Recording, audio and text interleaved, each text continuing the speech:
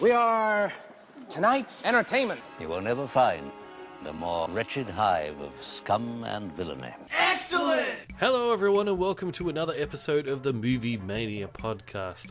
I am Bandit and I'm here with the man, the myth, the legend, Trilbee / Mr. TARDIS. Hello Trilbee, Hello. How are you? I'm Very doing tired, good. I know. 1:15 in the morning, but my god, I'm going to talk about Harry Potter. Can't let you guys have all the fun. But Bandit, I need you to do me a favour. Yes. I need you to hold out your arm, and we're going to do an unbreakable vow. So repeat after me, Bandit. I would, but stupefy! There we go. Gosh, I was going to make you swear to... to. I was going to make you swear to give these movies the benefit of the doubt, not to ask perfectly logical questions, and to be incredibly emotional at the end of The Half-Blood Prince. Well, I know Trey said Order of the Phoenix is the one that he hates the most. I kind of liked it. Yeah, I like it quite a lot too. Trey will be coming, ladies and gentlemen. He's just running a bit late today, but he will be here. Mm-hmm. Hopefully in time. Yeah. Otherwise, it'll be like 5 a.m. here, and he finally shows up. That would not be ideal, but well, shall we get into the news? let's do it. Ladies and gentlemen, can I please have your attention? I've just been handed an urgent and horrifying news story. Cannonball! So, it has been announced that Joe Manganiello from Magic Mike and HBO's True Blood is going to play Deadpool and fight Batman in the upcoming solo Batman movie called The Batman. Have you seen pictures of this dude? You know who he is? Yeah, isn't he the guy? He was one of the bullies in Sam Raimi's Spider-Man trilogy, wasn't he? He was Flash Thompson. Was he really? He was, yeah. He was the guy who Peter Parker beats up in slow motion in the first film. Oh, that was him. Yeah, so Wow. like the DC universe has got J.K. Simmons, Willem Dafoe. Now all we need is Tobey Maguire to play Robin, and then the DCEU has stolen everybody from the Spider-Man trilogy. Yep, pretty much. Well, really, that's all I've seen him in. Like, I've not seen him. I've not seen the Magic Mike films. I've not Me neither. I've not seen Sabotage, which is the David Ayer film that everyone agrees is terrible. So I've not really got anything to go on other than the fact that he looks like he could kick ass. He looks like he could be wearing the outfit and still go toe to toe with Batman. And I mainly know Deathstroke or Slade Wilson from the Teen Titans TV series, where he was this omnipresent threat the whole time. He was a really good villain, actually. It was really engaging and really scary for a kid show, at least. Yeah. So I'm looking forward to what they do in this live action series, and it'd be better to just go for a slightly less known one, not just the Joker or the Riddler or Mr. Freeze. Go with someone who can go toe to toe with Batman. Yeah, well, he's kind of like, because like we've seen a lot of Batman's primary villains in the movies so far. He's kind of like the only one left that's got like this big fan base that we haven't seen. So I guess it makes sense. Caught me off guard though. I just took it as a given. They were going to go with Jared Leto. Oh, what, Jared Leto's the Joker? Yeah. Nah, I have a feeling that as soon as Suicide Squad is out of theatres and Warner Brothers can save face, they'll announce, yeah, it wasn't working out with Jared Leto, we didn't want to come back, and they'll just do the whole DC Comics thing where the Joker peels off his face and puts on Leonardo DiCaprio's face instead, and then all of a sudden he's the Joker now. I have a feeling that's going to happen once Suicide Squad leaves theatres, and then once they've made all of their money from it, they don't have any more bad press. They can move on and just say Jared Leto felt like, this project wasn't exactly what he was looking for, and he moved on, and they'll save face. That's my opinion. I can say he was too much of a diva because he's not happy, which he probably is, but he did really throw himself into that role and got pretty much nothing out of it because it all got cut. Yeah. But you get a lot of... He kept on saying in interviews, like, they could have gotten all of my Joker bits and made its own movie. It would have been an X-rated cut for adults only. And then you get David Ayer in interviews saying, yeah, we were never going for above a PG-13. So one of these things is not like the other. One of these guys is lying to us. So... But Deathstroke, he's like, since he's a mercenary, he's basically Batman's equivalent in pretty much every way, except he's a little bit tougher and a little bit stronger because in the comics he gets like super soldier serum. He's kind of like Captain America that way. So he is actually a little bit Batman's like physical superior, which is good. They're casting this guy because Ben Affleck is 6'4", this guy's 6'5", and he's built like a whatever. So like it lines up like that. So yeah, I'm really looking forward to it. But yeah, what's interesting, I wonder if they'll address the issue that the comics have always had, because Deathstroke has got a healing factor, because he was given a truth serum by the army, and then it turned out to give him superpowers. What do they put in truth serum? And then he's got one eye, and he's given a healing factor, but his eye never recovers. No, well, the way they get around that is because his eye was shot out before he got the healing factor. That's how they get around it, yeah. I guess that makes sense. But if you're wondering who Deadpool was originally inspired by, it was Deathstroke. Yeah. Deadpool is a direct rip-off of Deathstroke. Absolutely. Yeah, totally. Even so, because Deathstroke's real name is Slade Wilson, so they named Deadpool Wade Wilson. Exactly. To indicate that they might be related. And also, like, I can't prove this, I don't have any reference for this, but I'm pretty sure they called him Deadpool because Deathstroke sounds like breathstroke, which is a swimming style. So swimming, pool, Deadpool. That is pretty clever. Yeah, if that wasn't intentional, it's a lucky coincidence. So just go with it. I'm surprised that they actually announced the casting for this role so early, because we don't actually have a release date for this Batman film, do we? It's not on the official slate. It's not like a 2018 release or anything. But that doesn't really mean anything. I have no idea, but it's amazing that they've actually got the villain and who has been cast as the villain before the actual release date of the movie. It's been announced, but we have no idea when or who's writing it. I'm assuming Ben Affleck's directing. I think we know that much, but it's weird to get an announcement this early. But it's good news. He seems like he'd be a good fit for the part. Yeah. I mean, but on the other hand, though, I guess it's not a surprise they're going ahead with it because like. They're probably like, this is the only movie we can really count on. Yeah, and you're not going to mess. Movie they can really count on. And Ben Affleck will get a final cut. You're not going to get Trailer Park cutting Ben Affleck's movie for him. No way, no how. No ultimate cut of that. Well, there might be an ultimate cut, yeah. But if the Affleck cut, Deathstroke as well, since he's a mercenary, if he's there fighting Batman, it means somebody's hired him to do it. So I did a video on this, so I'm like. So there's probably still going to be a second villain that's behind it. You know, maybe it's Joker is hiring Deathstroke to keep Batman busy while he does something else. Maybe it's Lex Luthor because he knows Hugo Bruce Strange. Wayne is Batman. Hugo Strange could be him. Could be Amanda Waller from Suicide Squad because she sort of locked horns with Bruce a bit. So yeah, it could be anyone. Yeah, Deathstroke is a great plot device, and I think he might work in conjunction with another villain, but we'll see how that goes. Maybe the Penguin. Bring Danny DeVito back. I think he's pretty. He's not busy at the moment, is he? Sure, he can do it. Oswald Cobblepot, filling the void. I'd like to fill her void. My favourite line in that movie. I forgot about that line until just now. And now it all comes flooding back. So there we have it. Yeah, Deathstroke in the next one. Also, other news. Next news story. Oscar Isaacs and Christian Bale are teaming up to take on the Armenian genocide in a movie called The Promise. Oh, there was a trailer for this, apparently. I didn't bother watching it. Oh, I didn't know about this. Probably too late at night for you to start talking about the Armenian genocide. I can't claim to know much about it, but I will have a very quick Google search. No, it's all right. Let me be, let me be a history nerd for you. History nerd. Armenian genocide, it was in 1912. It was the Ottoman Empire eradicated the Armenians. This is one of those genocides that happened so completely that there was only 20 people or something left after it, and the Armenians don't exist anymore. And when Hitler went and did the Holocaust, one of his infamous quotes is he's like, oh, don't worry about it, because no one today mentions the Armenians. So he's 20 years down the track, no one will even remember the Jews anyway. So he kind of used what happened to the Armenians. Yeah, I've heard that quote before, but I didn't know what he was on about. Yeah. So Oscar Isaac and Christian Bale, I don't know if they're playing Armenians or if one's playing an Armenian, one's playing a Turk.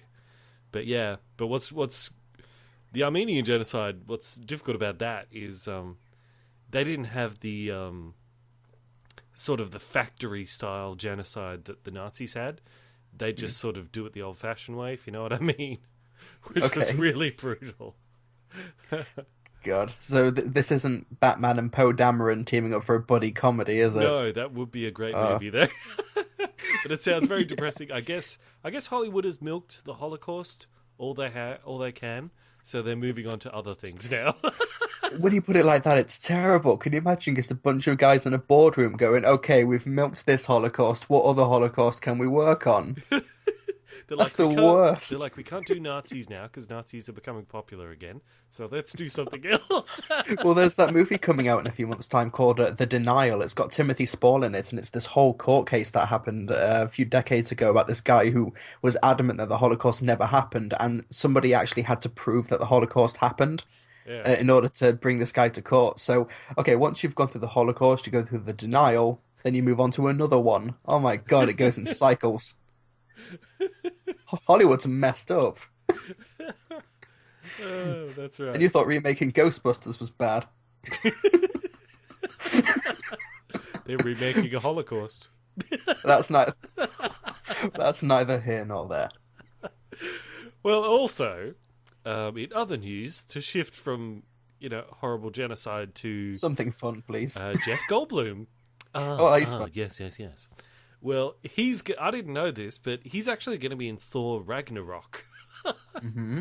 Did you know he was going to be in Thor Ragnarok? Yeah, he's playing the Grand Master or something. He's playing the guy who assembles all of these people for gladiatorial combat. The Grand Master, that's the character's name.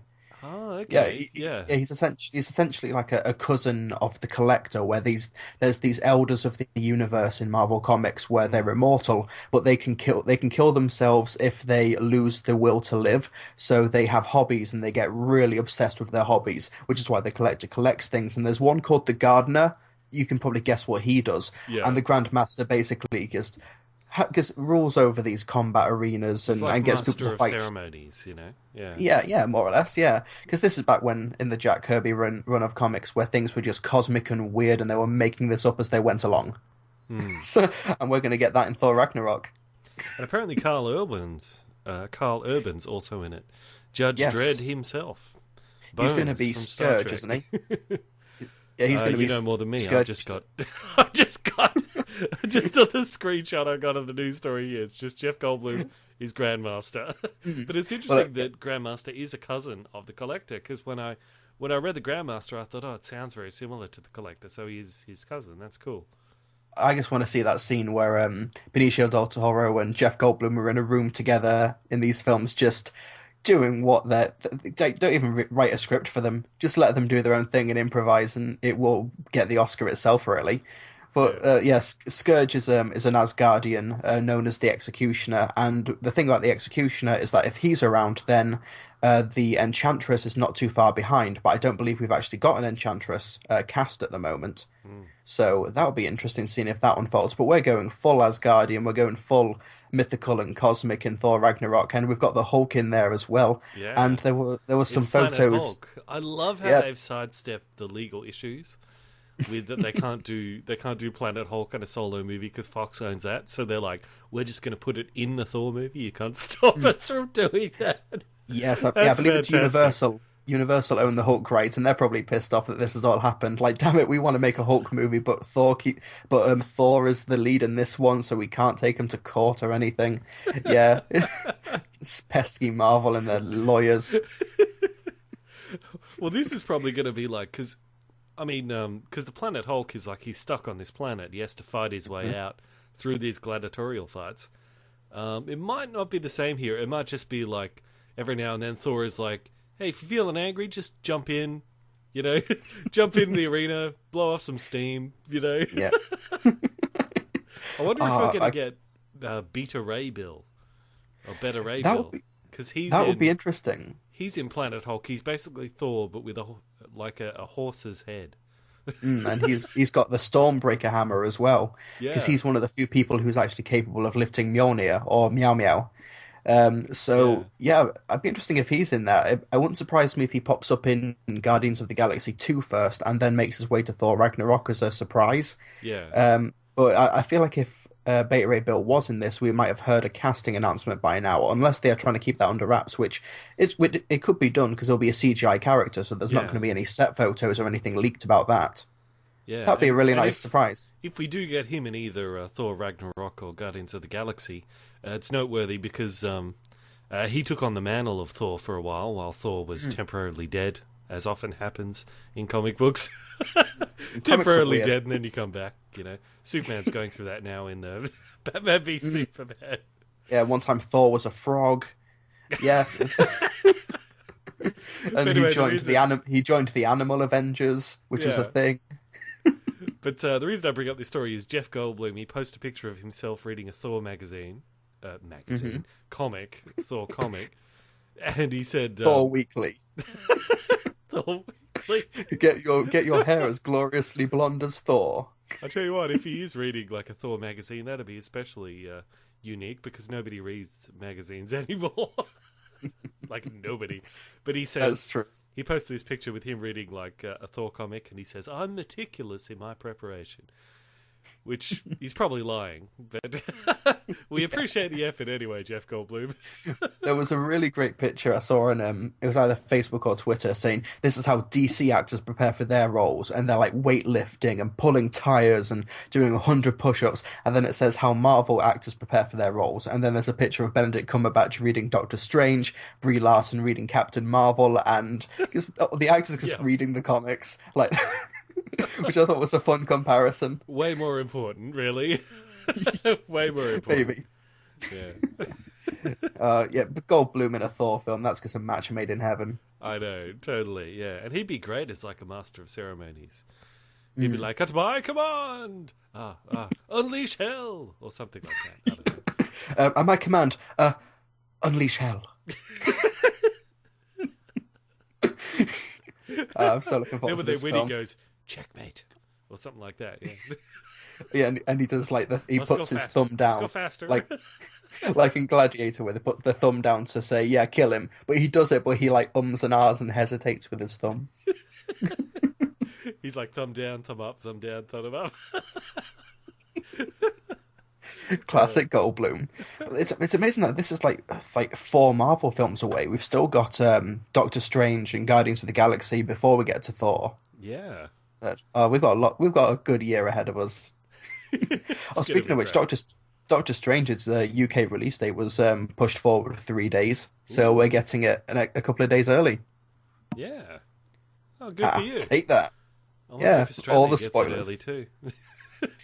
Maybe that might be worth looking into. Yeah, well, with the Marvel movies, they usually come out overseas before they come out in America, don't they? I think it's so to we do can with spoil everything with Trey then. Yeah, and like London tax incentives or something, because they film in Pinewood a lot. That might be part of the deal. Yeah. Who knows? I'm just making this up. So final story.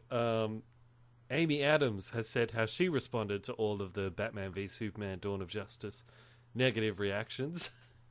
Okay. And she said, "I just felt for Zack, because Zack's like the nicest person ever. And to see him kind of talked about like that was really hard for me, because he's really such a respectful director." Notice she didn't say he's a good director, or that he didn't deserve any of the criticism, or that the movie is good. She's like, "Yeah, but he's a nice person." It's like, that's your go-to move when you can't actually deny the criticism. You're like, "But he's a really nice guy." Can you imagine like the gears turning in her head during that interview saying, "Well, he's a really nice guy, but why did I throw that kryptonite spear into the water? Why did I do that?" Yeah. Do you reckon Amy Adams has sort of gotten away unscathed from these movies? I think she has. Yeah, she was going to have a career regardless of the quality of these films. She's just that talented, and she was doing really well before Man of Steel came out. I think she was actually Oscar nominated a couple of times before she was cast in Man of Steel, so she'll be fine.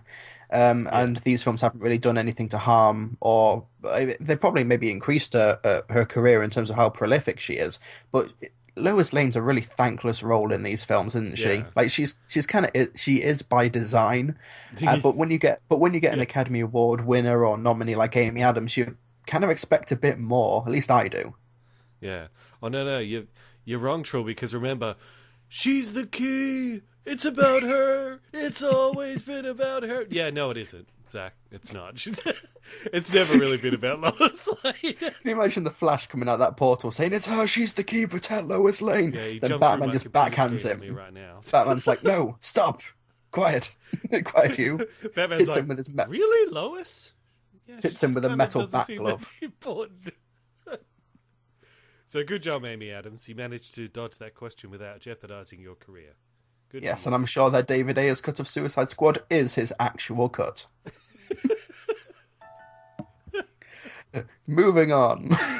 Oh, well, that's it for the news. I didn't. There fair was enough. more. Like the girl playing Captain Marvel said some stuff, but I didn't have time to grab it because I know how late it is over there. So. That's okay. Well, yeah, I've actually read that interview. She was basically just saying how important it is to have like female superheroes lead movies and stuff, which I agree with her. Like it's awesome seeing like girls dress up as Batman or girls dress up as Superman, but sometimes it's great for the girls to have a hero to call their own in a sense. But look forward to seeing it. I think Brie Larson's going to be terrific. Yes, but it would have been much more progressive if they turned her from a white woman into a black man. Just saying. Just saying. It's the current year. The current year argument. God, it's 2016, Bandit. We deserve a. I don't even know. I can't think of anything. It's 1:30 in the morning. A black male, one-legged superhero, just to cover all the. Who has not yet chosen a gender identity. Yeah. This is too political for 1:30 in the morning. Hey, we've already covered the Armenian genocide, so there you go. Yeah, this is going to be a heavy podcast, isn't it? One of those. These Harry Potter movies have been getting darker as I've been going along. They have, yes. Can't we go back to the one where they were just kids doing a Scooby-Doo thing? Well, we'll talk Excudio, and they're all torturing each other. And... Well, we'll talk about it later, but when we got to the Half-Blood Prince, I was watching it on my laptop on the DVD, and I was thinking, why is the brightness on my screen so low? So, it's on max brightness. These films are literally getting darker. That's right. Well, shall we move on to our homework? Let's do it, and let's hope Trey turns up to liven the mood. This week, each one of you has a homework assignment. Your homework is to listen to some real music, get inspired. Is this your homework, Larry? Down with homework? All right, guys, this is the homework portion of the show, in which case we talk about films we were either assigned to see or just saw on our own. I'll go first. I saw Sully, yeah. The Tom Hanks movie about the guy who lands the plane on the river. True story, yeah. Mm-hmm. Hero on the Hudson's what they called him, at least for a while. I thought you were going to say Tom Cruise for a second. I guess I don't know. I guess I know. I was really confused. Imagine if Tom Hanks flies that plane into the Hudson and Tom Cruise is on the side of it. A Mission Impossible crossover.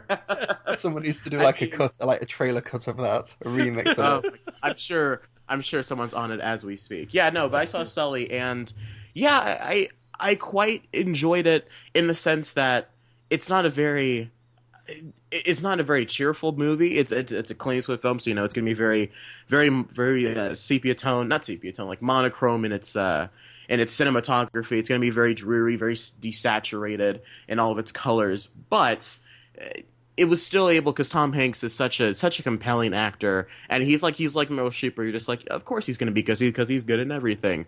And you would think that because the actual event of the plane only takes place over the course of about 208 seconds, as they say in the movie.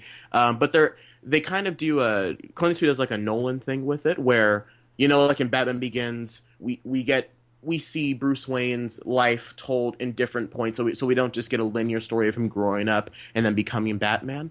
It's kind of like that, to where we get to see the different points of the story intercut with the actual plane crash itself, kind of like what Deadpool did, where we got to see the origin through this one kind of long action sequence, and it's done very well.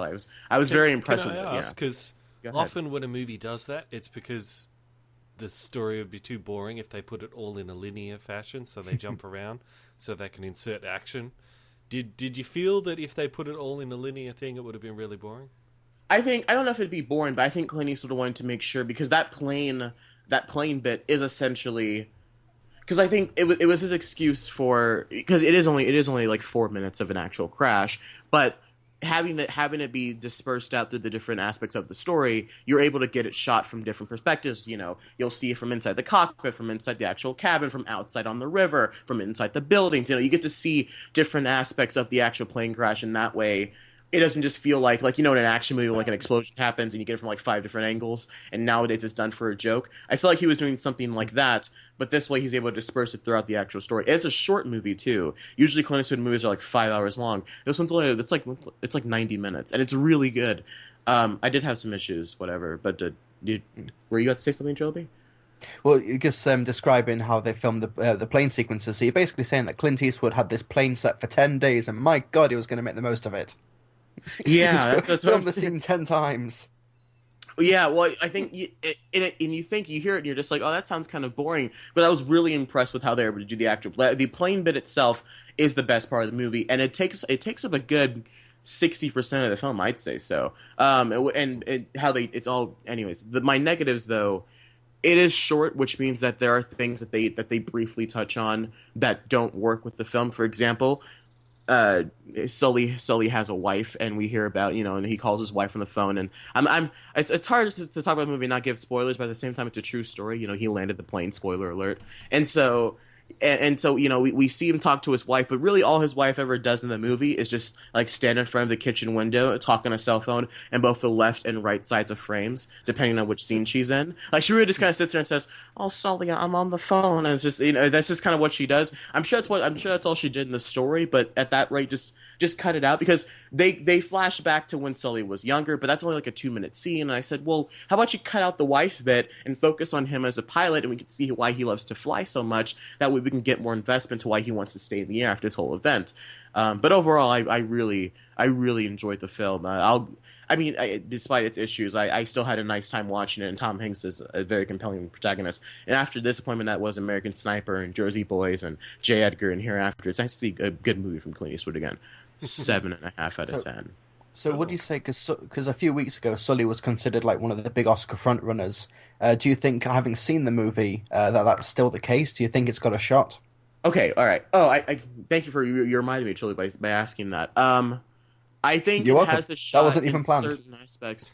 I think definitely the sound department is going to have a field day with this movie, because oftentimes instead of an actual score, like they usually just rely on ambient noise of the plane and the river and the clouds and whatnot and the wind, and they let that kind of build the tension of the score in the scenes. But I completely forgot to mention Aaron Eckhart's in it. Two-Face from Dark Knight, he's in it, and he plays the co-pilot of Sully, and he's the best part of the movie. I can't believe I nearly forgot him.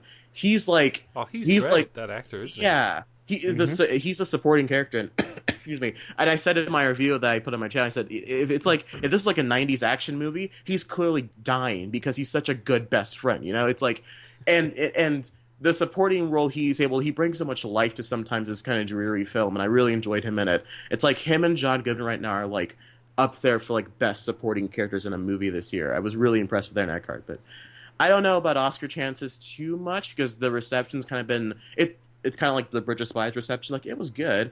I think if anything, it's going to be something like The Sound, and maybe a nomination for Tom Hanks because he is good. But I think he was much better to be like Captain Phillips. But yeah, okay. And he didn't even get nominated for Captain Phillips. Exactly. So yeah, which is insane. Unless it's like a really weak year, and Will Smith doesn't get another nomination for that movie. The Collateral Beauty. You guys see that trailer? That looks so bad. It looks awful. Quick divergent here. You know that I know that Will Smith is the lead in that film, but my God, the movie looks so white. Yes, yes, it really does. It looks like. Go ahead, Chubby.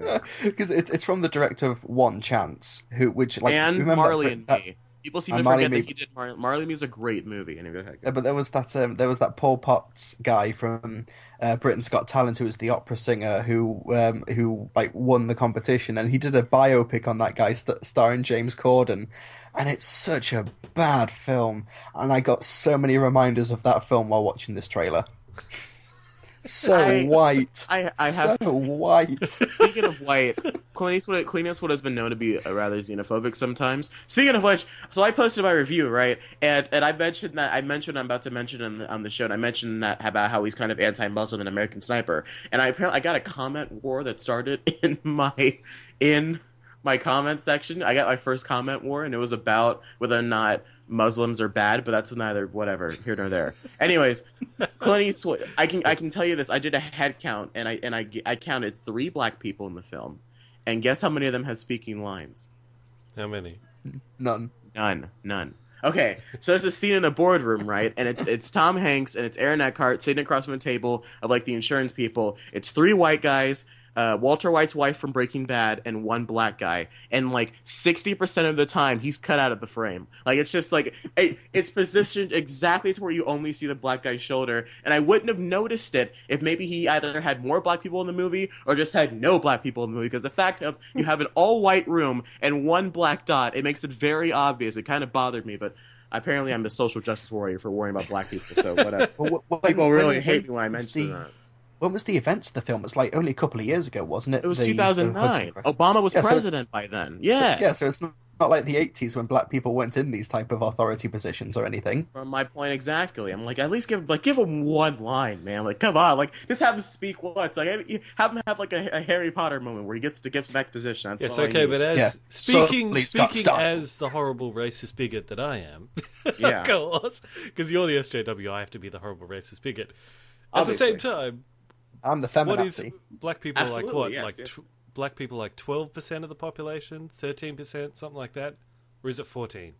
Are you trying to defend why there's no black people in this movie? I think it's more like I'm just saying, if black people are like 12% of the population, yeah, maybe like not. Worldwide? Having half of the movie black is probably not that accurate. Just saying. I'm not asking for half the movie to be black. I see what you're doing. You're playing devil's advocate, but let me retort by saying that if it's like 2 black guys and there's like 20 people on average in the movie, that's pretty accurate to the overall. There's like population. 100 people in a room, and I counted 3 black people. Okay. I'm gonna look up. Actually, Bandit's correct. It's 13.2% in America. Okay. If you include Hispanic and Latino, that goes up to 17. No, 17% of the population is Hispanic or Latino. So it's like 1.5 black people in every 10. So 30% if you include African American, Hispanic, and Latino. Yeah, there you go. That's where I got 30 from. Well, here's there you go. Now everyone should be happy listening because we've covered both sides. at least give him like 1 line. That was a minor nitpick I had that I didn't notice until like after the movie was gone. I was like, how many black people spoke in that movie? Because I counted like 3 of them in there. And I really, if American Sniper hadn't come out, I probably wouldn't have noticed it. But anyways, I did really enjoy Sully. I think you'd appreciate it, Bandit. And if not, any listener out there, try to see it in IMAX because they shot a lot of it in IMAX. So there was an IMAX trailer and it looked really impressive. Yeah, so go ahead and check that out in IMAX. I didn't get to see it in IMAX unfortunately because I don't live next to an IMAX theater and I can't drive. I'll definitely see it. Yeah, absolutely. All right, looking forward to it. What about you, Trill? I saw another Oscar contender that's really snuck up on everyone. It's called Hell or High Water. Oh, I want to see this so bad. Yeah, I actually went to an early screening of it because there's a Cineworld chain in my city, and they had early screenings of it, so it was very awesome. Are you about to give away what city you live in? I don't mind Manchester, whatever. It's where I work. I actually gave that away on Twitter the other day because in Manchester there's a place called Media City where a lot of the television happens, and I caught a Mr. Mime there on Pokemon Go, and I let Twitter know. Yeah. I nearly accidentally gave away my location a couple of weeks ago. I gave it away, because, Instagram has a thing of, oh, where were you currently at? And so I almost clicked on, what theater I was in. I was like, I am not going to do that, because people need to know. That's the last thing that needs to happen. People know what theater I go. Well, you've said you're in Texas, so that's vague enough. The biggest state in America, absolutely. Yeah, whatever. Narrows it down, yeah. But Hello High Water, for those of you who don't know, is like a Western drama, like contemporary Western drama starring Jeff Bridges, Chris Pine, and Ben Foster. And Pine and Foster are these brothers, and Pine is this guy. He's divorced, but he's got a heart of gold, and he wants to try and do. What are you laughing at, Bandit? I'm sorry, because you said I was just watching Rick and Morty this weekend. It's like that. I got when they're watching the Alien TV, and it's just like it's a story of 2 brothers, and then Mexican Armada attack. I'm sorry, I just got 2 brothers. Like It's not too dissimilar, actually. All right, go ahead. Yeah, these two brothers are robbing banks in order to. It's basically a commentary on how the banks are taking away homes and getting people in debt and things like. And they're trying to get out of debt for this farm, so they're doing these small bank robberies. And Jeff Bridges is one of the he's the guy who's only 1 week away from retirement, and he's trying to take these guys down. Yeah, like the thing about Hell or High Water is that the characters are archetypes. They are playing we've got the criminal who has never robbed banks before, and he's got a heart of gold, and he's going to stop as soon as he's got the money. And you've got Ben Foster, who's the live wire, who just has sex with all the women, who's abusive, who punches people just out of nowhere. And you've got Jeff Bridges, who mumbles his way through a pretty compelling performance, and his companion. Let's put that on the poster. Mumbles his way through a compelling performance. Let's put that on the poster. Which is kind of strange. And yeah, and his sheriff companion is Jill Birmingham, who's this Mexican sheriff, Mexican Native American. Like he's kind of like a mixed race, and that's they get a lot of humor out of that because Jeff Bridges takes every opportunity to rip into him.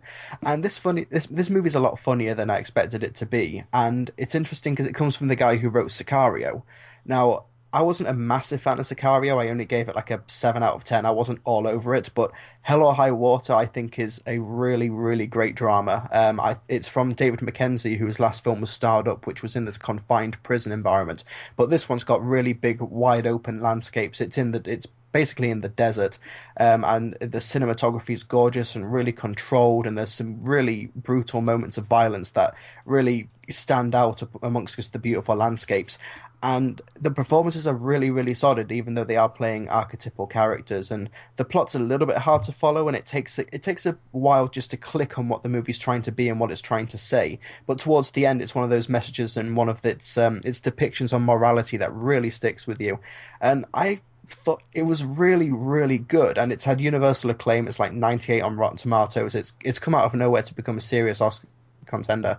And I'm really looking forward to seeing how it does come award season. I don't know if it's going to get any acting nominations, but screenplay-wise, it's a really, really great job, and I think it's better than Sicario, and people love Sicario. So, I really recommend Hell or High Water if you get the chance to see it. It's not really action-heavy, but it's a really effective drama, and it's a lot funnier than you might expect as well. So I think you should check it out.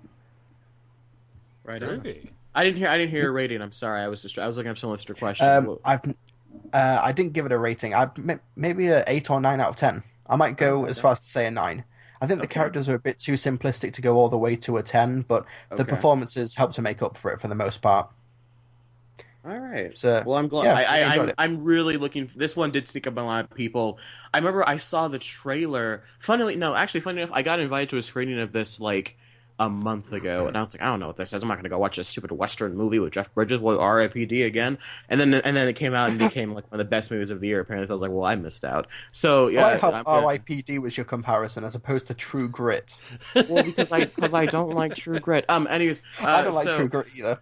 So, but yeah, it's Coen Brothers always hit or miss for me. But it's like there's only one theater in my town currently that's playing this movie, and so I found that out when I went and saw Sully a couple of days ago. I was like, oh, really? You guys are playing Hell or High Water? Can I go? And they're just like, sorry, the last showing was at 4 o'clock this afternoon. I was like, well, god damn it. Sorry, pardon my French. So I do want to check this film out. Thank you, Trilbee, for your glowing recommendation. Yes.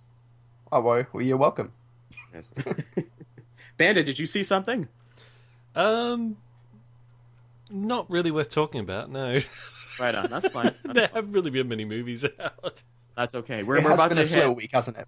In America, I'm about to get Magnificent Seven, Miss Peregrine's Home for Peculiar Children, and Deepwater Horizon in like I think a week. I've heard Magnificent Seven is actually really good. I've heard that too. I'm so happy. I'm so excited. I'm so pumped. This might be a Thursday night movie for me, guys. I'll be honest with you. I'm really excited. I might just. Okay. All right. Right on. Home? But I watched the Harry Potter movies. Segue. Oh yeah. Speaking of which, feature presentation. And now our feature presentation.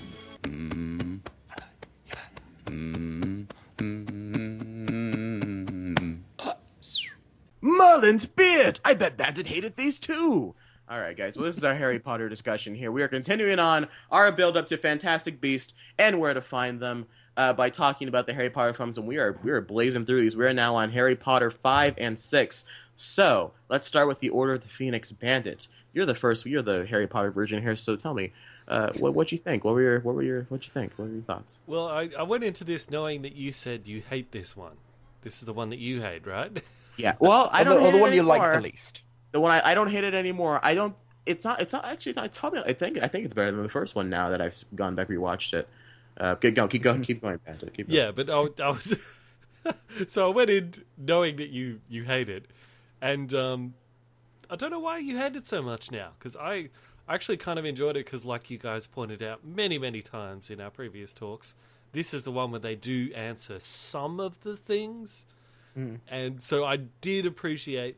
They answered your biggest question, I think you had from the last episode of why it did, and spoilers, of course, for all these films. Yeah, I was going to say full spoilers of why no one Dumbledore actually did stuff in this one. Gosh darn it! Sorry, I was getting a phone call. Sorry. Every bloody week. Thought of Order of the Phoenix. But look, I didn't hate Order of the Phoenix. I think Half-Blood Prince was a little bit. I don't know. It was a little bit. Here's my thing about Half-Blood Prince. Okay, before we jump back to 5, I remember hating Half-Blood Prince, and I hated half of it because I was not a fan of all the teeny love stuff.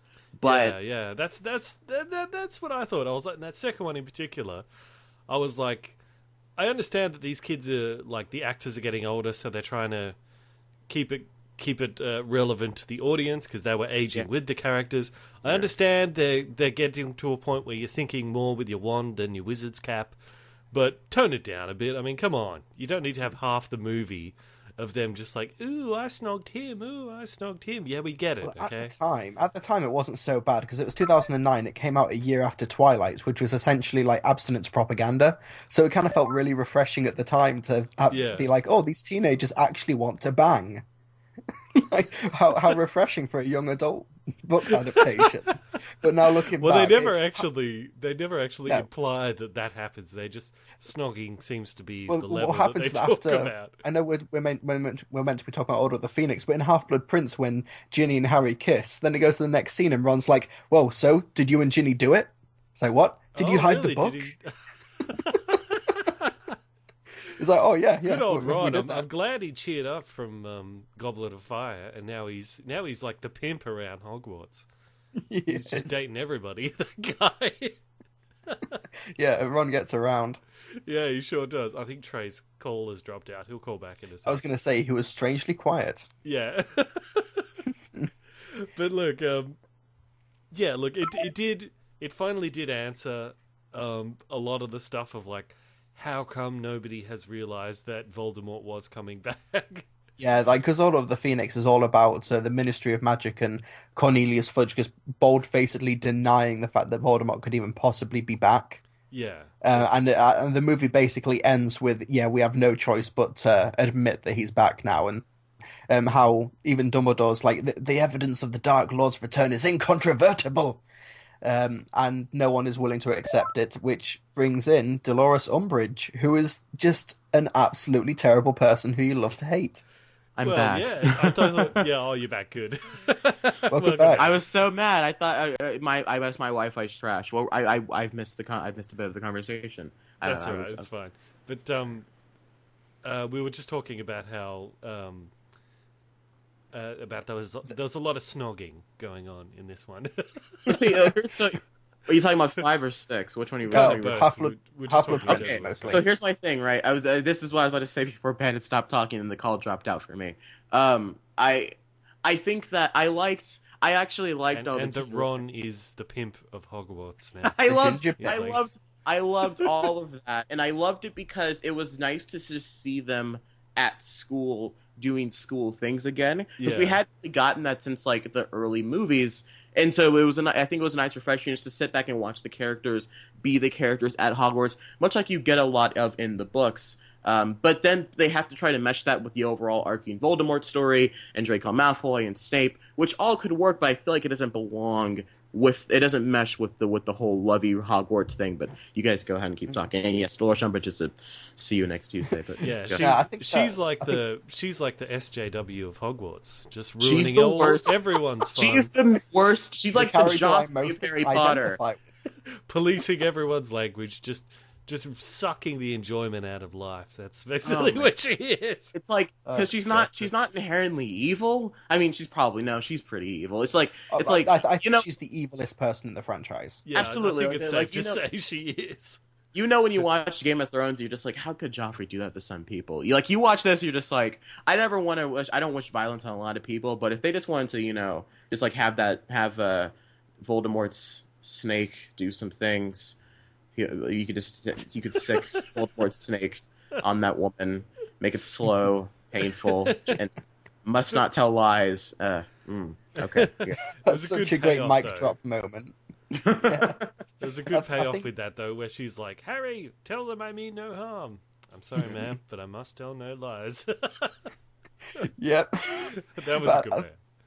I think Order of the Phoenix and the Half-Blood Prince make the best double feature of the franchise, even more so than Deathly Hallows Part 1 and 2, because we've gone past the halfway point. This is Dumbledore gets to be a badass 2 films in a row. This is, if we're going for Harry Potter as is meant to be a representation of the hero's journey, this is the kill your gods arc, where all of Harry's father figures start letting him down or dropping like flies, and it's passing the torch to the new generation. We lose. Spoiler warning, we lose Dumbledore, we lose Sirius, we find out that Harry's dad was a massive a-hole, Severus Snape starts acting sketchy, and more so than that, he does a lot of bad stuff to the very nice people. It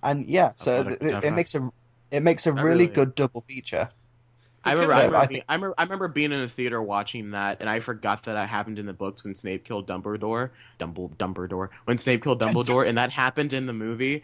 I gasped and I was 9. I gasped and kind of wanted to walk out. I was just like, I think that was the first time I ever yelled a curse word out loud. I think I yelled the F word out loud, and my sister was sitting next to me and she hit me. I was like fudge, only I didn't say fudge. Cornelius. Yeah. He trusted you. Yeah, it was like Con. That's a horrible moment. That really they pulled that off. I didn't believe Snape had done that. I thought that Snape was still doing the thing where, because you know how he was kind of being they mentioned a couple movies ago, he was kind of being a double agent sort of thing. Yeah. So I thought he was still doing that. I thought he's still pretending to go along with it, but he's not really. So even when he shot Dumbledore, I'm like, I bet he hit him with a spell that made it look like he killed him, but it didn't really, and it's kind of a protection spell and all that. And it wasn't until they showed the body, I was like, oh. Yeah.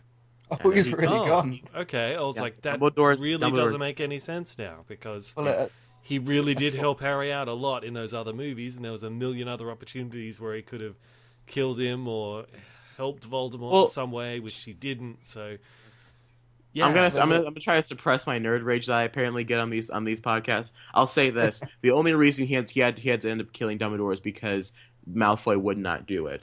And so you know he what, had Malfoy? You give bullies a bad name. You shame the memory. You shame the memory of Nelson Muntz, Malfoy. You brought shame to the dojo. Yeah. I want Malfoy to stop being such a candy ass. Yeah. You can say As it, the Rock would say say. Say it, man. Everyone gets one per podcast. Go on. But you can't even there's only one thing worse than a bully, and that's a failed bully. But in the Harry Potter and the Half-Blood Prince book, it came out in 2005, and there was the massive twist. Of course, Snape kills Dumbledore, and there was it's a slight tangent, but there was a really funny video, like in the early days of YouTube, where these guys, they'd go to these guys in the UK, because the book sold 9 million copies in its first day of release in the UK. And then someone would be first in line to buy the book. They'd skip to the end and then realize, oh, Snape kills Dumbledore. So they went around in their car and would roll the window down to these massive lines of people outside of bookstores and shout, hey, you queuing for Harry Potter? Yeah, Snape kills Dumbledore. And then they'd chase him down the street. like in massive nerd rage. That's terrible. That's the equivalent of so like funny. Han Solo gets killed by his son Kylo Ren, like bad. Like one sentence just like shatters the whole. Difference is nobody really saw this coming. No, but you know what I'm saying. Everyone saw Han Solo getting killed. Coming. Yeah, but it's the details of like in one sentence, like you're able to like knock out every big reveal of the film. You know, it's one of those things of. Yeah. But Snape killing Dumbledore was pretty rough. Like that's something that I was waiting for. I was waiting to see how you reacted to that. I'm glad you didn't hate it too much. But, somehow my mum was a big. My mum was a big fan of the books, and she managed to avoid all of the spoilers. And I remember one day she came downstairs, tears in her eyes, and it's like, "Oh, what's wrong? Snape killed Dumbledore." And it's like, "Oh, okay." She found out the ending. It's like Ned Stark. It's just awful. It's just like it's like the Red Wedding of Harry Potter. You're just like, that's awful. Like, why would you? Honestly, though, it's not even the death that hurts me the most. We'll get to it. Death happens as this franchise continues on, and there's one death that I think we're gonna get next movie. Trilbee, yeah, I think that's what I'm referring to. That really cuts me. What could you the be other on ones about? left are Deathly Hallows 1 and 2, right? Yeah. Yes. Yeah. So let me ask you a question. Don't worry, there's not too many, because they do answer a lot of stuff. So, yes, let me just say, let me give you credit where credit is due. Yes, the movie does answer a few things, like what was Dumbledore doing all this time? He was collecting the horse crutches.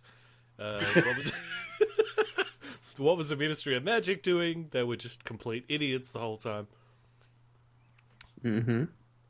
Even though there's still enough evidence that they could have realized Dumbledore was coming sooner, because they can literally pull memories right out of people's heads, so they could have done. Yes, it but Harry memories Potter can be tampered with, as we saw in Half-Blood Prince. But memories can be tampered with, as we saw with Half-Blood Prince. So they couldn't necessarily trust memories of certain people because, obviously, you know, they found a way around it. Anyways, someone said that in the comments, and I was like, is that true? And then they said it in this movie. So, yeah, anyway, keep going. You know, I guess that's a problem with the magic world, that no evidence really means anything. Because literally, even like the only reason they believe Voldemort's coming now is because they all appeared through the green fire things, and they're all like, "Oh, we see him." But even then, you're like, it could be an illusion. You don't know. Yeah, so it must be really difficult in the wizard world. How could you be a lawyer in the wizard world? Just any evidence. You need to have the people there, like whenever they need to have the people on trial. Yeah. In the Half-Blood Prince, as soon as the liquid luck turned up, I just thought, oh god, not bandits questions again. Why does no one always use the liquid luck? Because it wears off. But anyways, yeah. And I'm assuming that the ingredients would be really, really hard to get, or it's really hard to make. I don't know. Well, I imagine that's why they only have so little of it, because that's so valuable, because they can only make so much of it. Here's my question though: love potions. Why don't they use more love potions? If I was Dumbledore, I make a love potion. I'm just like, hey Tom, and then love potion to the face, and you're just like, I love mudbloods, and suddenly like you have like Voldemort like obsessed with like mudbloods, and like it just like changes everything. Like if you guys ever listen to Kevin Smith's podcast, he talks about the Harry Potter universe and what happens afterwards and what he would have done with everything, and that's really funny. But we'll talk about that in the next episode. We do Harry Potter, so I can talk about the ending. Okay, well, I actually didn't mind the luck potion, because I just kind of figured that it would be sort of like that. It wouldn't change other people's actions, but it would change circumstances. Like you'd get all the green lights leading to the airport, or something like that. Like just those events around you would happen that way. So I was like, it wouldn't give other people bad luck. It would just give you really good luck. Yeah. And he never told Ron that he didn't actually give him the luck potion. It's just Ron sees him drinking it later and doesn't say anything. Maybe that was cut out or something. No, I mean, I loved the bit of where Harry actually didn't put anything in his drink. I don't know what Luna was on about, but I do like that. I wish they dwelled on that a bit more, because that was good. It's kind of like, look, Ron, you just needed confidence. You got to be confident in your own abilities. A better thing would have been like liquid blood actually isn't a potion. It's just a vial of water. Yeah, and he made the whole thing up. That would have been a nice twist, but I'm sorry. It would have been, yeah. But I actually thought, because like when you see the memory of young Voldemort, is like, tell me about the horse crutches, and You guys stop calling him that. I like how You neither gotta of us stop. have tried to correct him. It's Horcrux. It's Horcrux. So now that we're on Horcruxes, finally, it's Horcrux. So please stop calling it Horcruxes before you catch something. Before you go on and catch something, Bandit. So please. many You glorious gotta be puns safe you around can here. make, though. You know, but Oh. Voldemort stuffing himself in a horse crutch and all that. You know, Jesus Christ. Jesus Christ. what? I'm just. But yeah, when he's talking to that professor guy, and he's like, "What's the deal with these things?" and he just tells him, and I was like, "Why would he just tell him?" So what I actually thought, because earlier in the movie, when he's showing the different potions, one of them is the truth serum. Yeah. So I thought, oh, that's probably going to come into play later. And when you first see that memory, you see he's eating pineapple or something that that Voldemort gave him. He's like, "Oh, you knew I liked pineapple," and I'm like, I bet he put the truth serum in the pineapple so that when he asks him about the horse crutches, he has to tell him the truth about it. No, none of that. He just tells him why. God only knows why. I think the reason Slughorn ended up leaving Hogwarts is because of what he told Voldemort. I think he was just a really nice and trusting person, and he spends it was because he doesn't ask him right away. He spends the whole year to get to know him as a professor. It would have made more sense if he gives him the truth serum and he's ashamed that he couldn't resist it. Because if you're a powerful wizard, you should be able to resist potions. I think it's more about the character of Slughorn himself, and not about whether or not he was tricked by giving a potion. I think it goes back, I trust this child enough to tell him about this darker magic that exists in the world. Though, I will give you this. If you're Professor Slughorn, you're either too nice of a guy, because if this weird, greasy, disgusting-looking child comes up to you and says, how would you split yourself into different parts so you could live forever? You gotta kill people. And he's like, oh, sick. And it's just no, maybe you don't tell that to the kid that looks like he belongs in. He's in Slytherin as well. Maybe you don't tell the heir of Slytherin. And I guess at that point there hadn't been a Voldemort yet. Yes. So, well, wait. Yeah. No, you're right. No, you're right. So nobody. Why do you have to think about that? Because because the houses have been around for ages. No, because the houses have been We've already around. had the baby Voldemort. He was a baby weird legs. thing got Baby thrown in a pot. legs. I'm Detective Baby Legs. I'm regular legs. No, I think because the houses have been around for ages. I'm sure there was something else that happened. I'm thinking about. Never mind. Keep going, bad. Never mind. I'm going to books now. I forgot what I was going to say now. Sorry. Oh yeah, I remember. Yeah, but I guess he does say to Harry Potter that he wasn't all that different from you. So if Harry Potter came up and was like, "Hey, what's a Horcrux or whatever it's called?" Yeah, you'd tell him because it's Harry Potter. So I guess in that same way, you'd tell young Voldemort because you don't know. Yeah. Well, it's like what Dumbledore said when he first went. He was like, "Did I know he was going to be Wizard Hitler? No, I probably would have shot him if I knew that." Yeah. Speaking of which, how it should have ended, but we'll get to that later. Can I ask, why are the ring wraiths still after Harry? Why? The Dementors? Yeah. Why? Why are they still after him? They were sent by somebody. I cannot remember for the life of me. They've had it in for Harry for a couple of movies, and they sort of explained I know why. I know why. We can't tell you yet. I can't tell you. Here we go again. I forgot, Shelby. We can't tell him. We can't. That's like we can't tell you. We can't tell you. You'll know soon enough. There are only 2 movies left. Yeah. But with these 2 movies, we get 2 new recurring cast members. I just want to know your thoughts on them. Right. First, we've got Luna Lovegood, who played by Ivana Lynch. God, she's the crazy blonde chick. In case you don't know. I thought they were setting up for her and Harry to get together, but then later on he's making out with that Asian girl, and I was like, oh, okay. I don't know why they're bringing in the other one then. Can I use my one swear word per podcast? Yeah, if you want. Go for it. Just fucking Cho Chang. God, just sucks. I was so worried what your swear word would be after Cho Chang got mentioned. Cho Chang is. I think I messaged Shelby this too. Cho Chang is the worst. It's Cho Chang is I don't know. I've hated Cho. Like I remember, I read the books and I hated Cho Chang in the books. I especially hate her in the movies. She's just so quiet and seedy, and she's like the Bella of Harry Potter. She just kind of stands around and complains about boys, and then gives up the room of requirement. I'm like, Cho Chang can go in a corner and die. I'm happy that Harry Potter is just like given up on Cho Chang and finally gone with Ginny. Oh God, just awful. I hate her so do like much. how they acknowledged how weird it was that Cedric died and how Cho Chang kind of rebounded, like to use that term onto Harry. Exactly. Yeah, like she's not as bad as Umbridge, but she's like my third most hated Harry Potter character.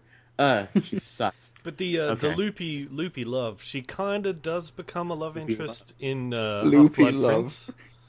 Luna Love, or is that her name? Yeah, Luna Lovegood. Luna Lovegood. Luna Lovegood. But wait, you said she became. But Hermione calls her Loopy Love when they first meet her. Oh yeah, this is Loopy. Oh yeah. You said she becomes a love interest in the Well, sixth she one? kind of does in Half-Blood Prince, because he needs a date for the thing, so he asks her or something. I think he was just going to ask her the same way he would have asked Hermione. He's like, well, I guess I got to take a girl, so yeah. This one seems really quite nice. Yeah, She's got really cool she's glasses. I want those glasses, right, dude? And she's a very talented witch. Apparently, she knows how to do all the spells and whatnot. She fixes his nose. Yes, I like that scene. Plus, How like, is it? she and him have that Disgustingly connection. ordinary. She and him can both see those dragon horse things, because Yes. I like that. I thought that was an interesting thing. Like, they're only visible to people who have actually witnessed death. Mm-hmm. So, like, so if you've seen someone die, then you can see them. But then they're all riding them later. So I was like, what do the others think they're riding? They can't even see them. Flying. I think they think they're flying, right? I think Yeah, that's what they probably are. say. Yeah, Yeah. they They're don't like, show oh them. my God. Yeah. Also, does like the Dementors at the start of Order of the Phoenix, they attack Harry and what's her name, his stepbrother. Yes. Mm-hmm. So his stepbrother can't see them, right? Yeah, humans can't see them. Yeah, they say that, but in the tunnel, I was like, so does he just think Harry is pinned up against the wall by nothing, or I don't know? He looks scared enough. Well, because. And I have a whole question about that whole scene entirely. But to answer your question, I think I like to imagine that, because remember, Harry makes the sky go dark. At least that's what we think. We know his magic can alter situations. He blew up his aunt in the third one. So I think Dudley thought that whole event, that whole storm, and the wind chill and the ice over everything, I think he thought that was all Harry from the start, when in reality it was all probably because of the Dementors. But about that scene, the opening scene of the fifth movie, I think it's weird because, like, they do, and this is just like a personal, like, film, like, nitpick, but, like, they do, like, the opening logo, right? And then they do the title card. Wouldn't it be so much cooler if, like, this scene with the Dementors was like a cold open, and then they went to the title? I don't know. I just felt like lackluster to me. That's just a minor nitpick that I had. Yeah, like, I just a minor thing. Anyways, whatever. Again, still no explanation as to character. why they keep sending Harry back to that horrible family. What movie do they answer that? haven't Like they? the very last Haven't? one? I could have sworn they've explained it by now, haven't they? No, I don't think They so. explained why Dumbledore hasn't been speaking to him. Yeah, but they haven't explained why they keep sending him back to this horrible family that hates him. Why Isn't doesn't it he the just reason? stay at That's the Hogwarts? reason they sent. Why doesn't he stay with the Isn't that the reason Weasleys? He's old enough now. He could probably just wave his wand and build his own house somewhere. I don't know. Does he go back to the Dursleys at this point in the story? I think he's kind of like he's kind of got two homes now outside of Hogwarts. He kind of sometimes he stays with his aunt, his uncle and aunt, and sometimes he goes to the Burrow. But then the Burrow gets destroyed. Well, I think they put him. They put him with the Dursleys for the protection, because it's like it's a masking sensation. I'm almost sure of it, of how they cannot detect him when he's around the Dursleys. And I think that's why he starts at the fifth movie there. But I think from that point on, he stays in the Wizarding world. I could be wrong. I could be getting my universes confused, because it's also in Percy Jackson. So I might be wrong, but they'll tell me in the comments if I am.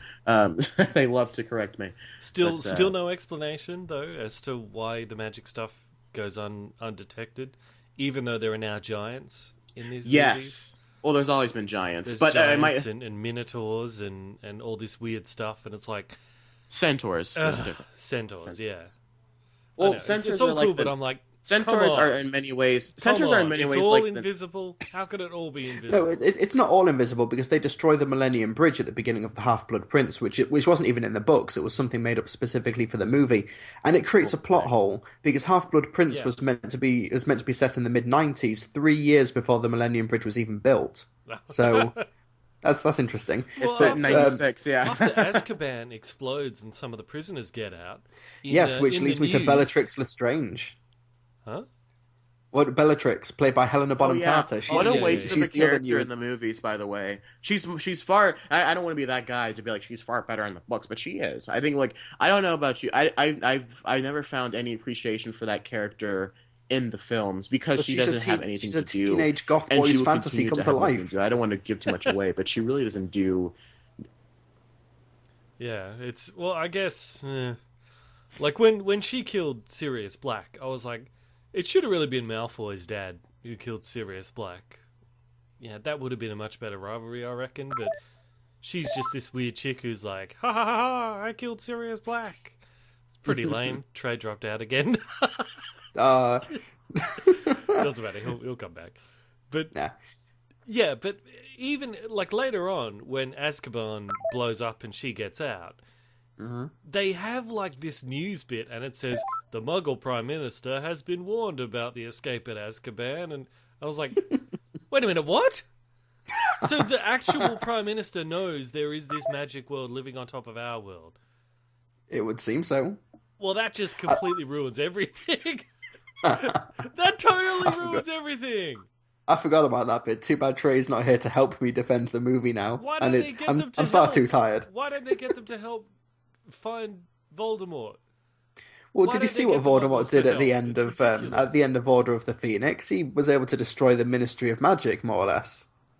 He can't bring a tank or an army to him. Yeah, but I mean, they can. Look, Muggles could take out the wizards. I'm just saying. We could. Do you think? Yes. A lot of their magic stuff, they've got the floating letters that fly around. It's like, yeah, we got internet. You know? Bear in mind, this is the mid-90s. This is the mid-90s, so we've got dial-up. Yeah, I know. Internet was really slow back then. So yeah, we don't have that bit of technology. The wizards, like, their magical ability has sort of, like, stunted their development of other technologies, you know? Mm-hmm. Like, it's kind of like the Roman Empire didn't have an industrial revolution because they had so many slaves. And, you know, the Industrial Revolution is labour-saving devices, but if you got slaves, you don't need to save labour. So I've noticed, like, that's probably why, like, the wizards live in, like, the 19th century sort of thing by comparison. You know? And, like, they've got the moving, floating staircases. It's like, yeah, we've got elevators. It's always about the slaves so trash. That's why I reckon we'd take out. I reckon the Muggles would eventually overthrow the wizards. Absolutely not. No way. Absolutely we would. No way. Absolutely no way. we would. No way. Hey, look, if other wizards, if they could take out Dumbledore so easily, we could take out pretty much anyone. Easily is the wrong... You know what? Bear in mind, this is the mid-90s. So, yeah. I'm sure our military technology is not there.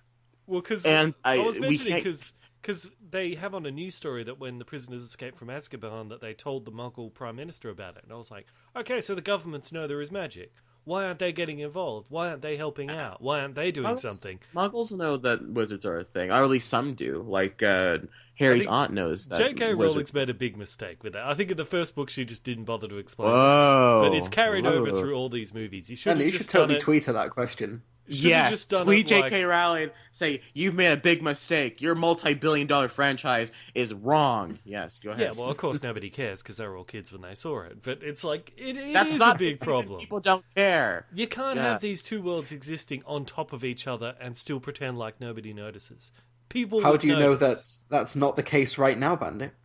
How do you know that it's not true? Maybe you've not noticed. People have noticed something. That's why the Ministry freaks out when people do magic in the real world. That's why there's such a big deal about that. That's why they don't let people do underage magic, because you're not responsible enough to not be seen. That's why it's such a big deal in the second movie when they use the car and they're just like, why'd you use a car? You could have been seen. Luckily they weren't. And we'll chop that to lazy writing, sure, I guess. But like in the what was it? What is it? Lost my train of thought. Oh well.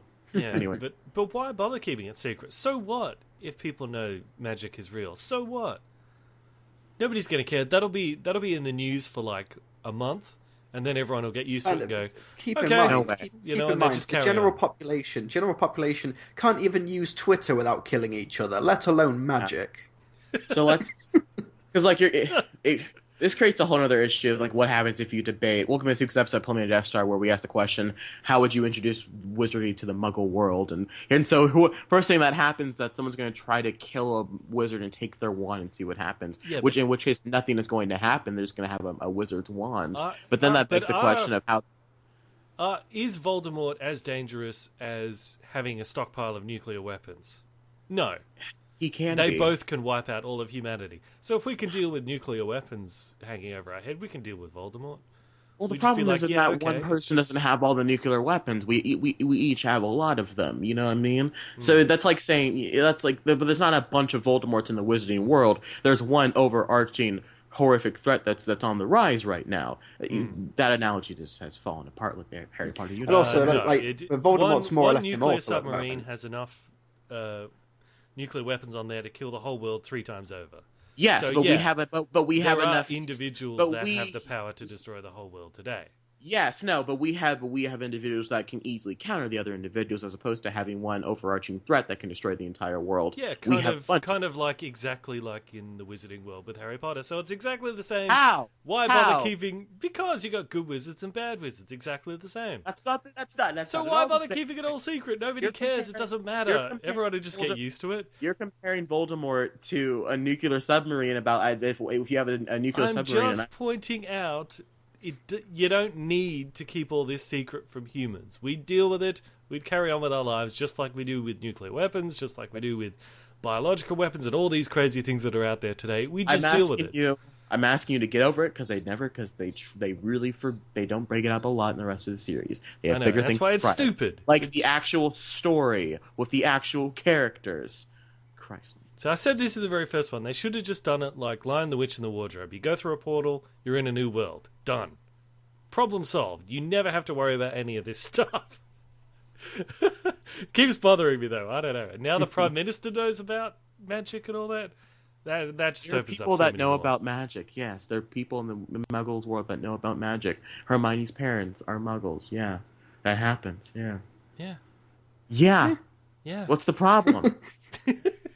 So why are they keeping it secret? Why not keep Why are they it keeping it secret? secret? There you Why go. is the government not saying? Why not keep it a secret? Why is the government not saying, "Hey Hogwarts, you know how you're on British land with this castle of yours? Could you help us fight off the Nazis? No? Well, screw you then." We're sending tanks to Hogwarts. How about that? Who's to say the Wizards didn't fight World War II? Who's to say they didn't fight? You- Like someone you're the one who commented. says they did it. Well, maybe they did it. Maybe they did. Here's my question, though, Bandit. I think it'd make a lot more sense. Maybe you should read the books. If it's really bothering God, you, no, I'm not gonna I'm read sure the this books. explained far better in the books. Because you're watching a 2-hour film that has to tell a story about characters, not because if you want a 2-hour movie that explains the world, you can go watch The Fellowship of the Ring. You know what I'm saying? They wanted to tell a story, and they told a story, and I think they tell a very good story. Not every movie is great, but they tell a story with characters. If you want to know about the world, go out and read the books, because the books are great, and they do all that explaining of the world. I haven't read them in, like, I don't know, what was it, 10 but we're years? not- Well, we're to not be reviewing the fair- books, we're reviewing the movies. I to be know, fair, but you're in asking the- questions that the movies were not meant to explain. Well, they should in the- because it's a movie. in- It's not a book. You have to explain your own movie. No, you In have the no. You're asking mid-90s. to explain the overarching of the world, and I'm telling you that the movies are not meant to do it. The movies are there to tell the story. Yeah, but the not only tell- reason I'm asking it is because they set it up that these two worlds exist side by side, yet no one ever notices. No, but to be in the mid That's why I'm 90s, bringing it up because Let they do Trilbee it talk, that way. Bandit. Let Trilbee In talk. the- I'm sorry. and- Go ahead. in the mid 90s, the UK Prime Minister was John Major, who was often considered to be a bit of a pushover. So he probably just be like, "Yeah, Wizarding World, do your thing, whatever. Can't be bothered." So what were the let's talk about this. Like, what were the Russian wizards doing during the Soviet Union? I don't know. In Soviet Russia, spellcast you. Why can't That- why can't wizards go into space? It's questions that you don't you don't ask because it doesn't matter. You know what I'm saying? What were they doing during the Cuban Missile Crisis? That could have resulted in a nuclear holocaust that would have taken them out too. Surely they would have had an interest in stopping that. You know what? Here's your answer, Bandit. J.K. Rowling was not concerned with it, and I think that's absolutely. You suck, and I J.K. think Rowling. That's absolutely fine. You're a fraud. To quote The Simpsons, a wizard did it. A wizard did it. That solves every plot hole. Bandit's gone back to being his douche. I'm getting far more jaded with Bandit's questions as these go along. I feel like Dumbledore or Snape as they go along are just being like, eventually I'm just going to be like this crotchety old like house elf living in the black house. You're going to be filched by the end of this. I'm going to be filched by the end of this, and I'd be like, I'm missing. Look, I buy that Dumbledore. Why Dumbledore didn't do anything with Harry Potter. Yeah, I buy that. They explain even that though he could have easily got evidence by pulling memories from Harry Potter, I'll still overlook that, and I'll buy that. Yes, because the memories can be altered. Then that's a plot point in Half-Blood Prince. Yeah. That they you do, can alter the mention, memories, because that was one of the things in Order of the Phoenix where he's got that kind of connection with Voldemort, so they were kind of keeping him out of the loop because they were worried that Voldemort might be able to sort of hack his brain and figure out their plans if Harry knows. Exactly. And I thought, well, that's a good explanation. But then what I thought they were going to do is when Severus Snape is sort of teaching him how to protect himself against Voldemort, which, why is he doing that if he's supposed to be helping Voldemort? I don't know. But you'll find out. Oh, God, again. Quiet, Trilbee. Quiet, Trilbee. Quiet, you. But so I thought what they were going to do is they're going to go, well, if Voldemort can hack his brain, we can hack Voldemort's brain through Harry and like plant a memory to catch Voldemort, which they didn't do, but Voldemort ended up doing with Harry. There's no way Voldemort would have fell. So you got to think like a villain to catch There's him. no way he would have fell for that. But here's my thing, right? You could have hacked Voldemort's brain and sort of figured out what his plan was happening, and you've got to teach Harry defense before you can teach him how to attack. Doesn't matter. He's just a way to hack Voldemort. It's like they've got to try a little bit harder. This is why you lose. They've got to. Harry's got to be the one to go into Voldemort's head, like Voldemort did to Harry. If Harry doesn't know how to defend against Voldemort, how's he going to know how to go into Voldemort's mind? Yeah. Yeah, and let's not forget at the end of Order of the Phoenix, it shows that because Voldemort more or less possesses Harry for a moment, doesn't he? Yeah. Yeah. So I have no idea what my point was. It's 3 o'clock in the morning. That's okay. My thing, before I get interrupted by Bandit again, my point here is that I'm not gonna listen back to this because every time I try to listen to Harry Potter one, I want to throw my phone against the wall. So my point here is that they answer questions that need to be answered by the way of the story they want to tell, not by the world they want to expand in these 2-hour films. I'm sure if you go and read the books, I'm sure the books explain more. And that's not me trying to find an excuse for your questions, Bandit. I'm simply saying that the movies were not trying to answer these kind of questions. Yeah, these movies are more streamlined. I understand they want to keep the magic world secret from the Muggles, which is why they decide to report to the Prime Minister that there was a prison break. That's not keeping it secret, just saying. And why are you telling them? Did they say it's sort of like serve England? They say we told the Prime Minister so that he can be aware of any danger. What's he going to do if magic is supposed to be so? Report to the auras. Why even bother telling him? He can't do anything. It's more like, hey, Prime Minister, your bridge was just destroyed in your city. This, that it was wizards who caused it. So now cover it up. Here's the cover-up story. Don't tell him it was wizards. Yeah, it's like a cooperation kind of thing of like, oh, hey, we just had these really bad wizards escape. We're not trying to like make the world together, but just keep not all wizards. Out. Exactly. And just give us a call, and we'll send our auras, who are wizard hunters, which we see some of them in the movies. But think about it from the point of view of the Muggle leaders. That's another interruption. I'm start telling your interruptions. We're at 37. Keep going. Yes, go ahead. Yeah, well, there's 3 of us. That's always going to happen. But it's like, think of it from the point of view of the Muggle world leaders. Like every now and then, you just get this message from the wizards, like, oh, by the way, sorry we blew up this city. Yeah, come clean up our mess. See you later. No, we're not going to help you with our magic in any way. Just clean up our mess. We go all X-Men. We go all X-Men and eventually be like, you know what? screw these wizards. Let's take them out. Refer to my previous comments about John do. Major being Prime Minister at the time. Okay, Bandit, I'm gonna ask you your opinion on the movies themselves because I'm pretty sure we've spent a half an hour doing this by now. So my question before my Wi-Fi cuts out again, what did you think about the movies overall themselves? Because I don't think we really got too deep into that kind of conversation. Both 5 and 6. Yeah, look, they're good. They're good. They're they're getting so much more darker as they go on. I'm kind of missing the happy-go-lucky earlier movies. I probably enjoyed the first couple ones more. Yeah. Mm-hmm. Yeah. All right. Wow. Okay. Good to know. Did they expand more on why Harry Potter's dad was a bully? Do they? I think they do. I think they touch on it a bit. Yeah, but not much. I don't believe there's much more development there. We do kind of a weird thing to throw in there for no reason. Well, it's definitely not. All right. We'll talk more on that later. Later, meaning in a future episode. I promise. Yeah.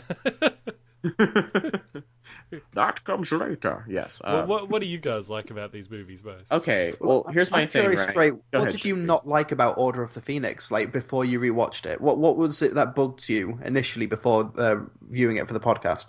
Well, my issue with Order of the Phoenix as a book, and keep in mind I haven't read these books again since I was 7. I think the book to me felt like 1,000 pages about nothing, and it really kind of just teeters around. I think the reason is because J.K. Rowling, funny enough, wrote a plot hole in book 5 and spent the rest of book 5 trying to write herself out of this corner that she's written herself into. And I think that's why she said book 5 was so long, and it clearly shows. It's a very long book. Funny enough, it's a very short film. And I think the reason I didn't like it at first is because I felt like, much like the book, it was about nothing. It was so inconsequential to the overarching story because, sure, Voldemort's back, and sure, they answer the question of, which I guess if you had that question of why haven't they done anything about Voldemort, even though it's very simple, they explain it, it's whatever. Anyways, but it felt like, shut up, Bandit. It felt so just felt so inexplicable. It felt so dormant to the rest of the films and in the way they were presenting things. I felt like they could have easily just gone Goblet of Fire, Half-Blood Prince on a rewatch. I do find some enjoyment out of it. I do think that the Dumbledore's Army bit, it's cute. It's not rather eventful, but it's nice to know that it gets some payoff a bit in the Department of Mysteries. We do get to get some Sirius Black stuff, which Gary Oldman's always great as Sirius Black. But again, for everything that they tried to do, everything still felt underdeveloped and still felt hollow.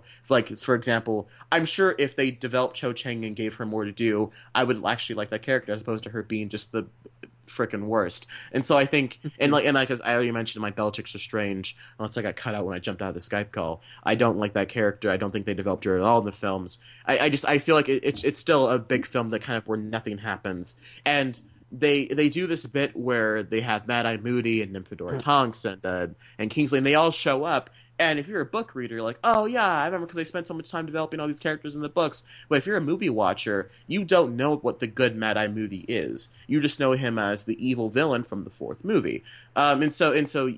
They don't do a very good job, in my opinion, of explaining certain things that clearly got far more definition in the book series. For example, Bandit, I'm not sure if you're aware that Professor Lupin, the werewolf guy, and Tonks, the one that can change her face and does the weird duck face in the 5th movie, are married and have been married for a bit. I'm not sure if you were aware of that. Yes, no, I didn't know that. They're a couple, and they're in their auras, and they hunt down dark wizards, and they are part of the original Dumbledore's army. But they do things that, and correct me if I'm wrong on that, Trilbee, please just jump in whenever you want. Oh no, you're right. and so they do these things, and there's things that I wish they could have easily explored in the book, such as Snape and Harry's dad, and you get a small glimpse of why maybe Snape hates Harry so much, and it's just. And they spend so much time on the Dolores Umbridge stuff, and she's a great villain, but they could have done so much more with that film. For a film that's only 2 hours and 5 minutes, I feel like they could have easily made this one a 3-hour one and then done so much more with it.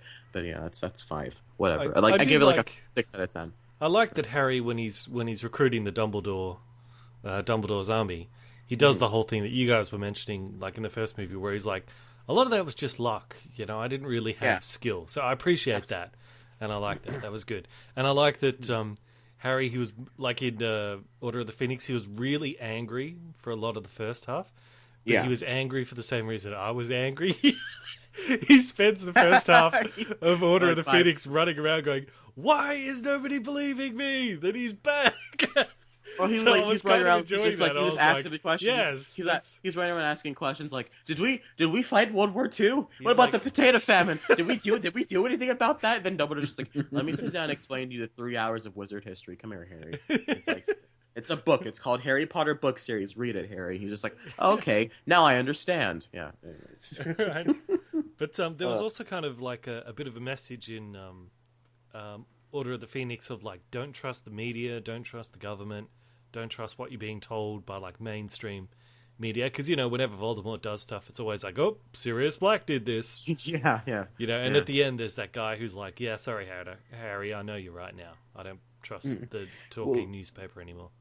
Yeah. Well, Bandit, one of your big complaints when we were talking about Sorcerer's Stone and Chamber of Secrets was that you were complaining about Harry wasn't really it's proving... Philosopher's Stone. What do you want about me?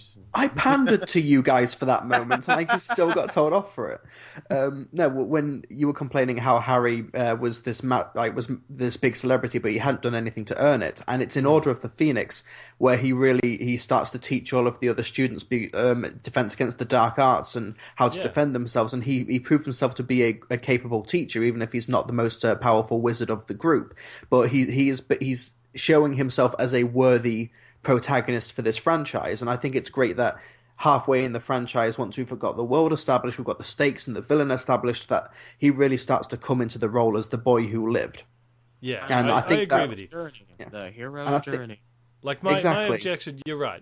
I agree with you. Like my objection was, I don't like these characters that have like excellence without effort. But now that I've seen enough of Harry, I'm like, he's not one of those. Yeah, because it's true. Yeah. Like he's like a lot of the stuff. That's Draco Malfoy. Yeah, well, he's not very good either. Exactly. But he's still meant to be a high class wizarding family member, and he's given all of these responsibilities, and he's just a filthy squib. Yeah, if you guys don't know, I don't know if you guys caught that line. I did. I like that. Filthy squib. Yeah, I like that a lot. So, like, transitioning from, like, Order of the Phoenix into Half-Blood Prince now. So, Order of the Phoenix ends where everyone's finally realised, had to admit that Voldemort is back.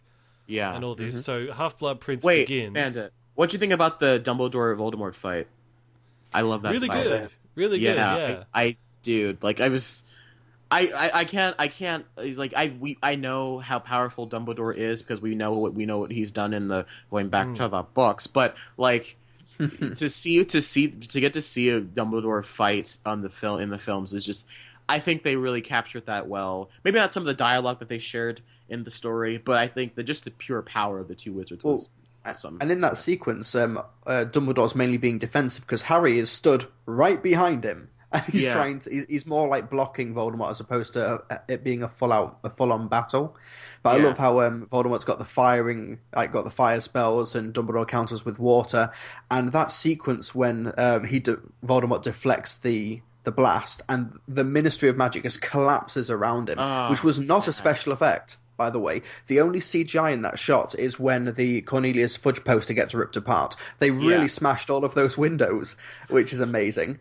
I guess imagine Ralph finds Ray finds it sitting there. He's just like, "Wait, you're going to do what? We're going to do what above my head?" And he's just like, "Yeah, we're going to shatter 30,000 windows above your head." Like, well, am I going to wear any masks? I'm like, "Well, you have your makeup on." It's like, yeah, exactly. That would defend you. You got your you've got half an inch of latex in front of you. That would be fine. Yeah, be right. And how Dumbledore approaches him and calls him Tom. He doesn't call him Voldemort. He's a badass, and I don't think that's as great as the guy who originally played him. Forget his name, and I feel terrible. Richard Harris. Yeah, I don't think Richard Harris could have pulled off the scenes when, in Half-Blood Prince, when he's got the fire vortex around him. Man. I don't think he could have pulled that off as great and Dumbledore as he was for the first two films. By the way, Bandit, if you need help for me to explain to you what the ending of the sixth movie with Dumbledore in that cave was about, I can't help you. I've honestly forgotten what that was all about, and I didn't get to that part in my rewatch. So I don't know what to tell you. To be fair, Half-Blood Prince is 2.5 hours long. That was all set up to like weaken Dumbledore enough that they could kill him when he gets back to the school, right? Yeah, Sure. That's how I interpreted it anyway. Sure. Yeah. Okay. Yeah. Because even the horse crutch was fake. So yes. yeah. Anyway. But yeah, the thing about Half-Blood Prince, it's 2.5 hours long, and it feels like one of the most vital chapters in the franchise, yet the least stuff seems to happen in it. It's a lot of talking at the school, which I liked about the film a lot, but go ahead, Chip, go ahead. If it's 2.5 hours long, it feels like this is probably the only film of all 8 of them that really needed another go in the editing room. Just a trimming here and there, like shorten a scene here and do that. One of my favourite scenes is actually the potion scene, when Harry's reading the Half-Blood Prince's book and he's following the potion instructions, and you're just seeing a average classroom day in Hogwarts, and I think stuff like that is great, but you could have trimmed maybe a bit more from it, and maybe got it to maybe 2 hours 10, 2 hours 15. It just feels a bit flabby. You reckon less romance and more classroom stuff? I like some of the romance, but maybe trim that down. less Malfoy stuff. Either give me more because they really tried to, because the conflict of that scene in the bathroom with Harry and I enjoyed that. That was good. Which sounds horrible out of context. That scene in the bathroom with Malfoy and Harry. He's soaking wet and bleeding. They're both shooting everything they got at each other.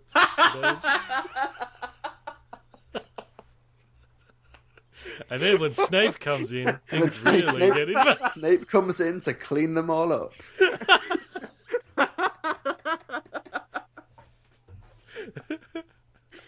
Because Snape's got an unbreakable vow to look after Malfoy. And his mother's given permission. What are we on about? Where am I? My stomach hurts. Oh my god. I wasn't expecting that. I don't know how we turned Harry Potter into a gay porno. Anyways, my point was, I feel like that scene wasn't earned. It's a good scene on its own, the tension and the way it's shot, and the weird, like it went like black and white almost, except for like the color red, which I think was a nice touch. Yeah. I quite enjoyed the scene on its own, but in the context of the movie and the story, it really doesn't feel earned, because Malfoy's kind of your school bully antagonist for like the first 2 movies, and then movie 3 happens, and we get to see, and the story expands, and Malfoy becomes less and less important for the rest of the story up until movie 6, where he's suddenly important again. And it just kind of felt jarring to now be like, oh, we have to care about Malfoy again with Voldemort's back, and we've seen Voldemort do stuff? Okay, I guess. That's what I was hoping we were finally going to see him actually do something in this. Yeah. And it's like he didn't. And even then in that bathroom scene, he goes and he starts crying, and I'm like, no, you idiot. Well, to be fair, oh, no. No, my Skype again. My Skype's going to cut out again. Just because he failed so much at taking out Dumbledore that he just starts crying is...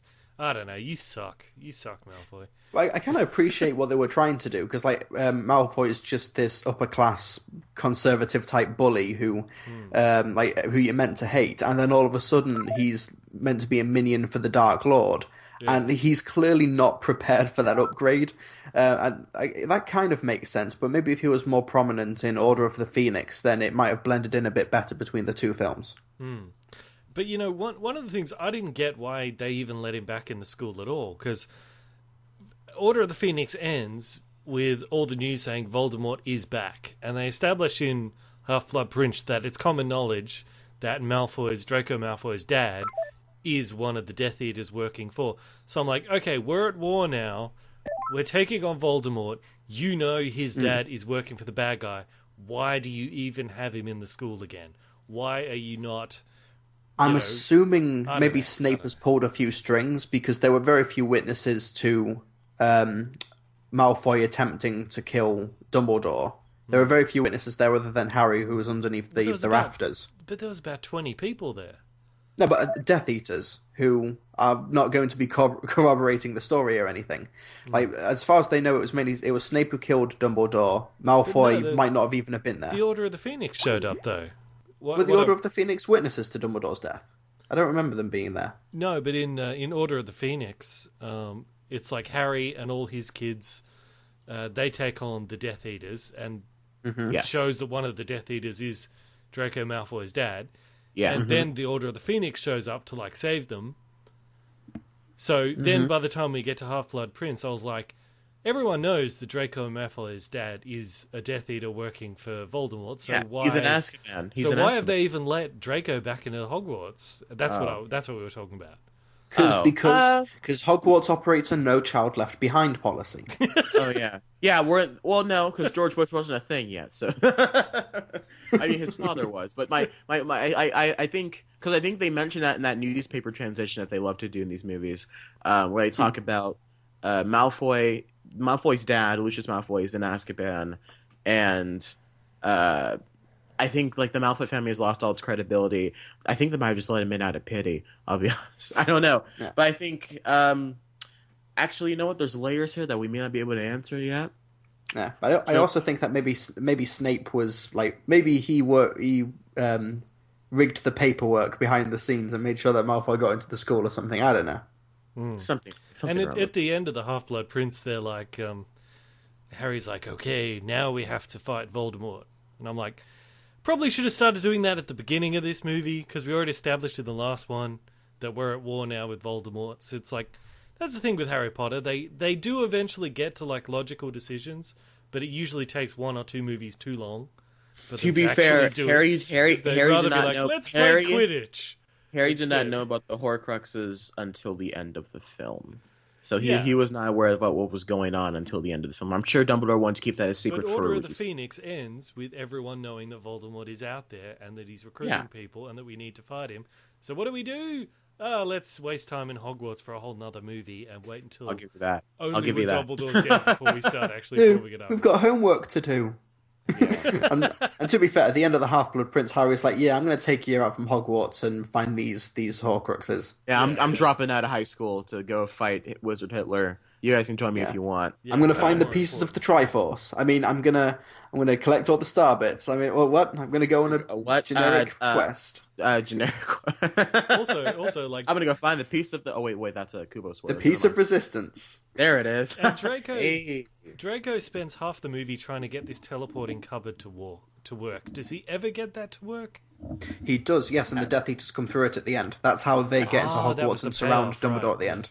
Which is weird, since they can already teleport with green fire anyway, so I don't really need a cupboard. I think there might have been some kind of charm that protects against the Floo powder network.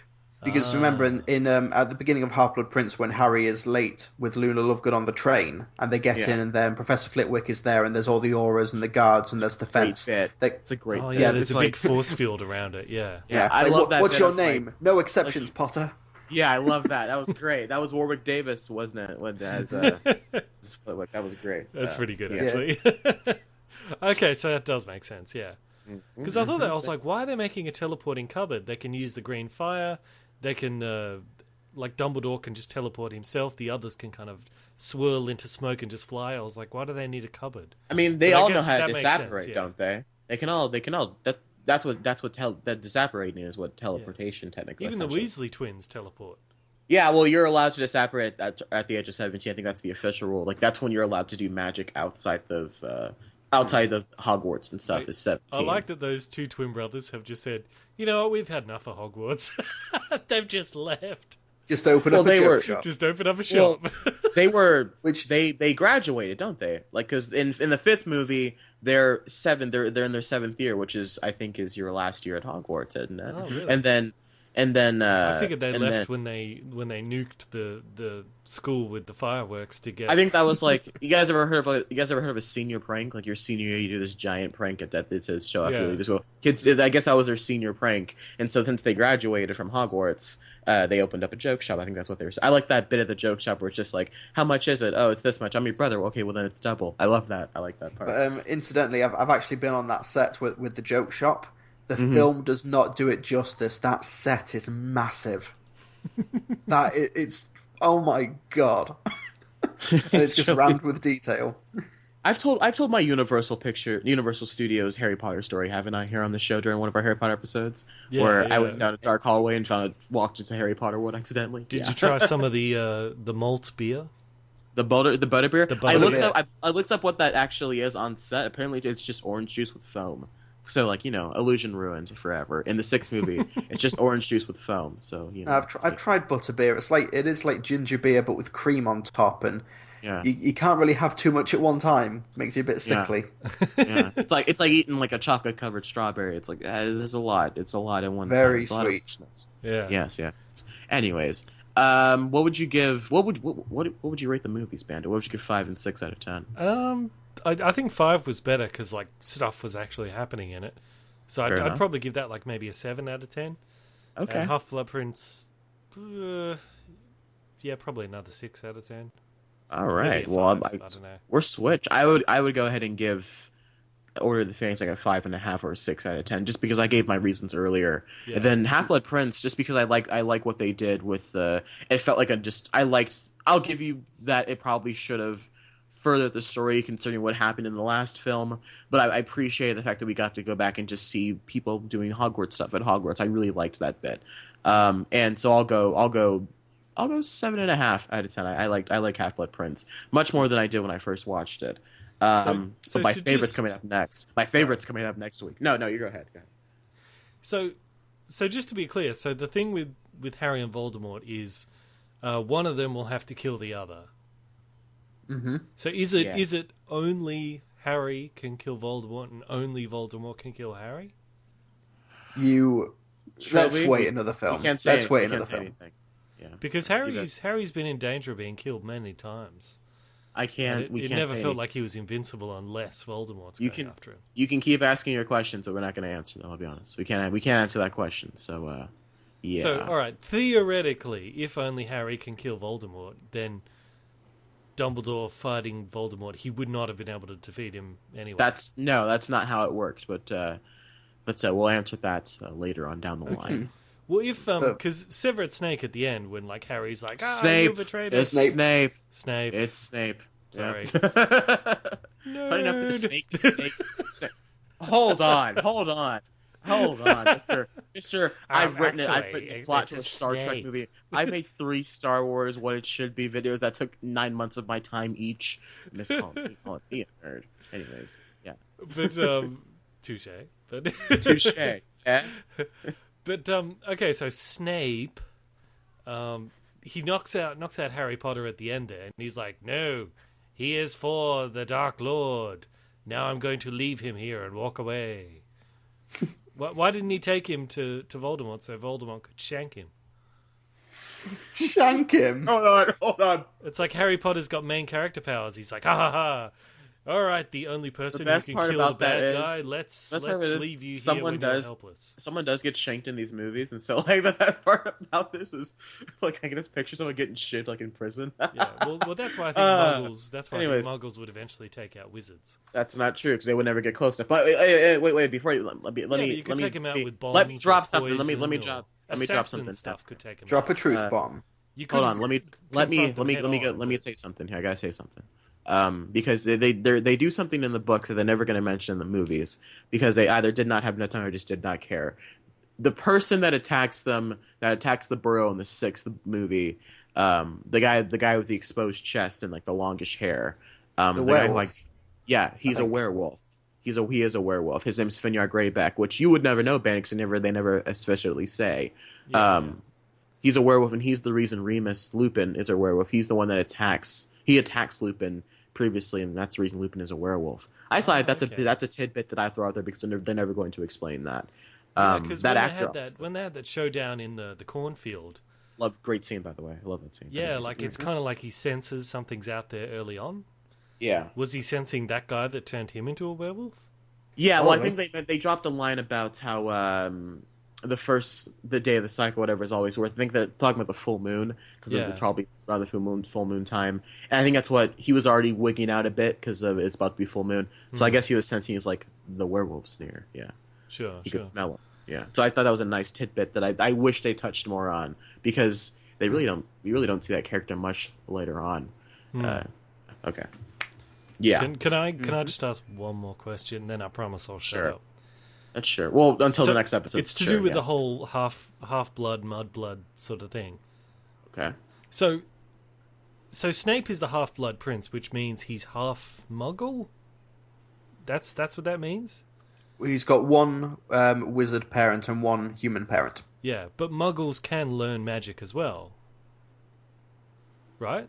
Yeah. No. I'm assuming that there'll probably be one or two exceptions, but I mean, I don't think kind it's of what important. A squib is essentially a Muggle that's in the wizarding world, like your Filch or Harry's neighbor.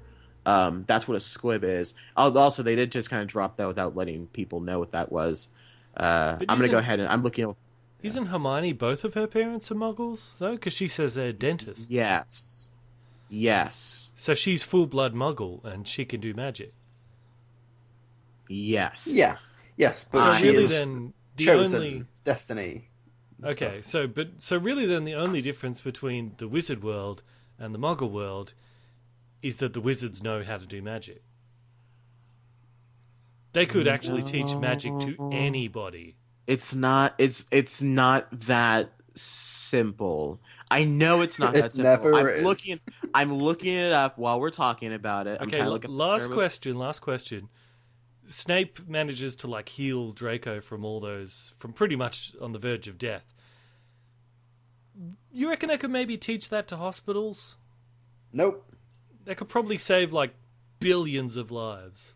Not in England, because the English government at the moment have a plan to try and get rid of our healthcare system, so they really don't want that. If you're black or a Muslim, you're not going to go to the hospital for like 3 weeks because they're not going to let you in. It's one thing too much crime. It's one thing to do the whole thing of that they're hiding magic from the Muggles, but to do another thing that Muggles can learn magic just as much as anyone else, that creates a lot more problems. That's right, little kid dying of cancer. I could teach a spell that's going to save you, but I'm not going to. Come on, Bandit. Come on, man. Cancerous veganus. Cancerous veganus. Long gone leukemia. Sorry. All right, that's the last one. I'm sorry. I can't keep this going. All right. All right, that's the last one, though. I promise. So. Yeah, I'm just kind of surprised how much more I enjoyed Order of the Phoenix than you two. This is actually one of my favourites in the franchise, surprisingly. But this is the first one that David Yates directed. At this stage, if the magical gene reactivates in a child, the child will appear to have been born with two muggles with no relationship to anyone magical. Such a child is called a muggle-born. So a muggle. So that's Hermione. Hermione. That means that she previously had wizards in the family, and the gene just had to be activated later on down the line. It's like a recessive trait essentially. So it's midichlorians. Yes, Hermione is Darth Vader. Yes. Sure. Okay. Yeah. All right. A midichlorian count is off the charts. So you have to have midichlorians, and Harry Potter is the chosen one. Got it. Okay. I was expecting Neville to be Darth Vader, but that's just that's just what I was predicting. We'll get to Neville later on, actually, because I have a lot to say about Neville that we can't say yet. Yeah. But yeah, I enjoyed Order of the Phoenix a lot, surprisingly. Because David Yates is the first one he directed of the franchise, and he'd go on to direct all of the next 4 or 5 films. I kind of don't like that, but that's just me. Because my thing with the directors is that I like how each film kind of felt different. In the same way, like the recent Prisoner of Azkaban stands out as the best because Alfonso Cuarón's such a great director. But sorry, keep going.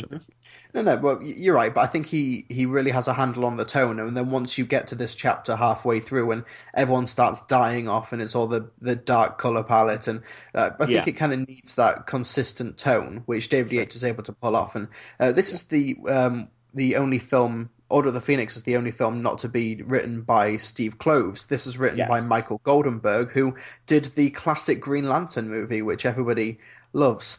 His career went downhill pretty fast after this. So, yeah. Well, it didn't start that strong, did it? Yeah. I think Order of the Phoenix maybe has the best climax of all of the films, like the last half hour when they are in the Ministry of Magic and they're surrounded by all the prophecies, and it's just gorgeously lit. And then when the Ministry of Magic shows up, a prophecy as well. It is Star Wars. Yes, exactly. Or it's the hero's journey, because it's all based off the same thing, isn't it? It is literally a prophecy in a bottle. The hero, the prophecy, the chosen one. Yeah, and then Sirius shows up, punches You're lucky Lucius I in like the Star face. Wars, Bandit. You're really lucky I like a Star hero Wars. who's feeling the pull of the dark side. Yeah. Oh my god. You're really lucky How I did like J.K. Star Wars. Rowling come up with such original ideas? Amazing. And his old bearded mentor dies His at the mentor hands of dies. someone wearing black. Wow. His mentor sacrifices himself. Yeah. I love the last half hour of Order of the Phoenix when the Order of the Phoenix shows up, and there's that amazing shot where it pans over the entire battlefield, which may be the best shot of the franchise, and everyone's fighting each other, and it's full-powered wizards just going at it, and Dumbledore and Voldemort fighting at the end. I would like that more if there was more. I felt that there was more weight or stakes between any of those characters. You know, we don't. It's fine not to know the bad guys. That's fine, but I feel like we should have gotten to know. Like, we know Lupin, and we kind of know Moody, but we really don't because we didn't get to know him at all. And speaking from the context of the movies, of course, and then we really don't know who Nymphadora is in the context of the film, except that she doesn't like to be called by her first name. So I feel like that the stakes really aren't there. It just kind of looks cool. But sorry, but Kingsley gets one of the best lines of the franchise when Dumbledore disappears, and he says, "Minister, you might not want to admit it, but Dumbledore's got style." Yeah, they gave the black guy the black guy the style joke. I like that. I do like that a lot. I do love when and for that line he changed accent a bit. Before that he was like, "Everyone else, this is Hogwarts." But then all of a sudden when he says that line, he's like, "Dumbledore's got style." You know, all of a sudden you he fine, changes. Dumbledore, you fine. That's a fine Phoenix you got there, Dumbledore. That was a great bit though when he's like, "I'm not going to Azkaban." And he like teleports using the bird. That's like one of the coolest moments in all of the movies. I'm sorry, Trilbee, but my head's still stuck in that Star Wars Harry Potter thing. Like, does this movie end where like Voldemort is like zapping Harry Potter and is like, "Now you shall die," and like Severus Snape is like, "No," and he grabs Voldemort and throws him down a pit? Or something we honestly can't say. Does he shoot Voldemort's hand off with his wand? I'm having realizations I shouldn't be having right now in terms of connections to Harry Potter. Even if it's not direct, the visual symbolism is apparent. Absolutely, dude. Like, it's like you can't do it. Like, there's like, let's just say there's a lot of green and red in the finale as well. Do Ron Weasley and Hermione meet up with the tribe of Ewoks and then fight all of Voldemort's men? I mean, we could. I mean, I could just tell you the ending now, but I'm not. Nah, don't worry about it. It's fine. Snape kills Dumbledore. Oh wait. Oh no, I can't spoil that anymore for you now. Hermione the ghost of Dumbledore comes dies. back. Hermione Granger dies. Bury your feelings, Harry Potter. They do you credit. They could be made to serve Voldemort. Anyways. Yeah. All right. So and Half-Blood Prince. Half-Blood Prince. There wasn't a lot going on in it, but I enjoy watching it. But I feel like it should be a lot more than it is. I think it is one of the weaker ones. I give Order of the Phoenix an 8 or a 9, and I give Half-Blood Prince a 7. I think Order of the Phoenix is a good film to watch if you're a fan of Harry Potter in general. Maybe not, because Bandit quite enjoyed that one, actually. I don't know. I feel like Order of the Phoenix is just like, you want a Harry Potter movie? Here's a Harry Potter movie. I don't know. I'm not a fan of that one. To me, it's the Return of the Jedi of this franchise. Yeah. It feels like we don't have that much to say about Half-Blood Prince, which we should, because it's got all the big it's got like the big reveals and everything, and the big betrayals and everything. But I think that's when I really started to fall in love with Emma Watson. Was Half-Blood Prince? No, it was Goblet of Fire when she comes down the stairs in that dress. 5-year-old me did not know what he was feeling, but he was. Damn, Hermione's got style. That's probably my dad sitting next to me. He needs to be like all these movies photoshopped into every scene. Oh, he's a Shia LaBeouf of this universe. Yeah, no, I do quite like Half-Blood Prince. I do think that they cast appropriately for Lavender Brown, the girl that falls for Ron, that is infatuated with Ron. I do like that plot line. I don't know. I'm a big fan of that romance. And now Harry's dating Ron's sister. Yeah. Which is kind of awkward. Ginger. Yeah. Yes, for that one reason. It's hard to keep track of all of Harry Potter's love interests. He cycles through like 5 every movie. Well, hold on. He's only had like 2. All right, let's calm down. No, he had the Asian girl, and then he had like a bit of a vibe going on with the chick with the white hair. That's The not weirdo true chick. at all. That's not at all true. They went on a Nah. date. They got a bit of a vibe going on. He definitely didn't go on a date. That he definitely just had to take somebody. I think that was the joke. Yeah, Wasn't it? but It was that's just like a date. it was like yeah. Well, I'll find a girl to take with me. I'll find a cute girl to go on a date with. And then it cuts to her Luna Lovegood, and it's supposed to be a joke. I'm like, oh, haha, he's stuck with Luna Lovegood. You know, they're friends. But then he had that other chick that wanted to get with him because he's the chosen one. I love that line. Being the one that she just wants to get with you because she thinks you're the chosen one, but I am the chosen one. I love that. I love that. He's like, I mean, I am the chosen one. It's just like 16-year-old Harry. To be fair, that girl nearly killed Ron Weasley. So yeah, that was nice. Yeah, that's right. Anyways, I guess that's Harry Potter. Well, the last two are coming up soon. I guess we'll talk about those. We probably end up talking about them until like October. Yeah, so. Sure. Also, one more thing, just for Order of the Phoenix, which came out, when did it come out? 2007? Seven. Yeah, my DVD, when I rewatched it, it had an advert for HD DVD in front of it. Yes, mine too. Yes. How strange was that? HD DVD. Yeah. And before Half-Blood Prince, they had a trailer for the Robert Downey Jr. Sherlock Holmes. A lot of scenes in that trailer, not in the film. Damn it. A lot of Rachel McAdams surprisingly naked. Why is that not in the final cut? Where's my Rachel McAdams? What the hell? I feel gypped. She's probably dating Harry Potter. Who knows? Yeah. That guy ends up with everyone. Yeah, she's the next one in line. After Cho Chang, after Luna, after Neville, after Ron, because he experiments in college. That's right. After Snape, because of what they did in the toilet with Malfoy. Yeah. Harry Potter's got style. He does. He does have style. On that, let's move on to listener questions. Excuse me. I'd like to ask you a few questions. All right, guys, this is the listener question portion of the show, in which case we answer your listener questions on the Facebook page, sometimes on Twitter, sometimes if you just, I don't know, ask us on the street. All right, so let's see. We have some good ones here. Do not approach me in the street. Do not approach Sophie. That is not blanket permission. It's like in The Simpsons. In the Simpsons movie, Hey, it's just like, leave me this be. is Tom Hanks saying, if you see me in real life, please. Yeah, leave me be. Oh, boy. Jasper Thaw, that's a nice name. He asks, would you rather live through a zombie apocalypse or an alien invasion? Ooh. Okay, for me it's zombie apocalypse because I've spent years training for video games. I'm trained for this thing, and if an alien invasion happens and I'm not trained for it, I'm going to be pissed. Yeah, I feel the same way. Zombie apocalypse. At this point we all kind of know what to do, but with alien invasion, it depends on what kind of alien. You don't really know what to do. I mean, because if it's like Invasion of the Body Snatchers, what do you do? Because that's kind of zombies already, you know. But those zombies, they don't look like zombies. Could you imagine an Invasion of the Body Snatchers type of alien invade? That sounds horrifying. But go ahead, man. I mean, but with aliens, is it War of the Worlds? Do you arm up and go to fight, or do you do like 10 Cloverfield Lane and just wait around? War of the Worlds, you just sneeze on them. Yeah, you just sneeze on them. You take them to a hospital and you let them just do the work. Yeah, that sounds bad out of context. But I'm not sure I would do zombie apocalypse because I'm afraid, going back to Rick and Morty, there's an episode of Rick and Morty called The Purge, where they go to that alien planet and they have like a giant purge and it just turns people into like monsters. And so I'm worried that I would become like this horrible person. I feel like I'm worried I would become not like Governor Bad, but I wouldn't be in Rick's group if this was The Walking Dead. That's all I'm gonna say. I feel like I would use the zombie apocalypse as an excuse to take out all my quote unquote enemies and just be a horrible person. So I don't know. I don't know. I don't know if I could handle a zombie apocalypse because I'd probably kill all of the Draco Malfoys of the world. Yeah, I'm concerned that would turn me into a horrible. I'd rather just do an alien invasion, especially if it's like Independence Day. I was like, yeah, let's blow us all up. Just ball of fire. Just make it quick, please. That'd be nice. Incineration will be due. That'll do.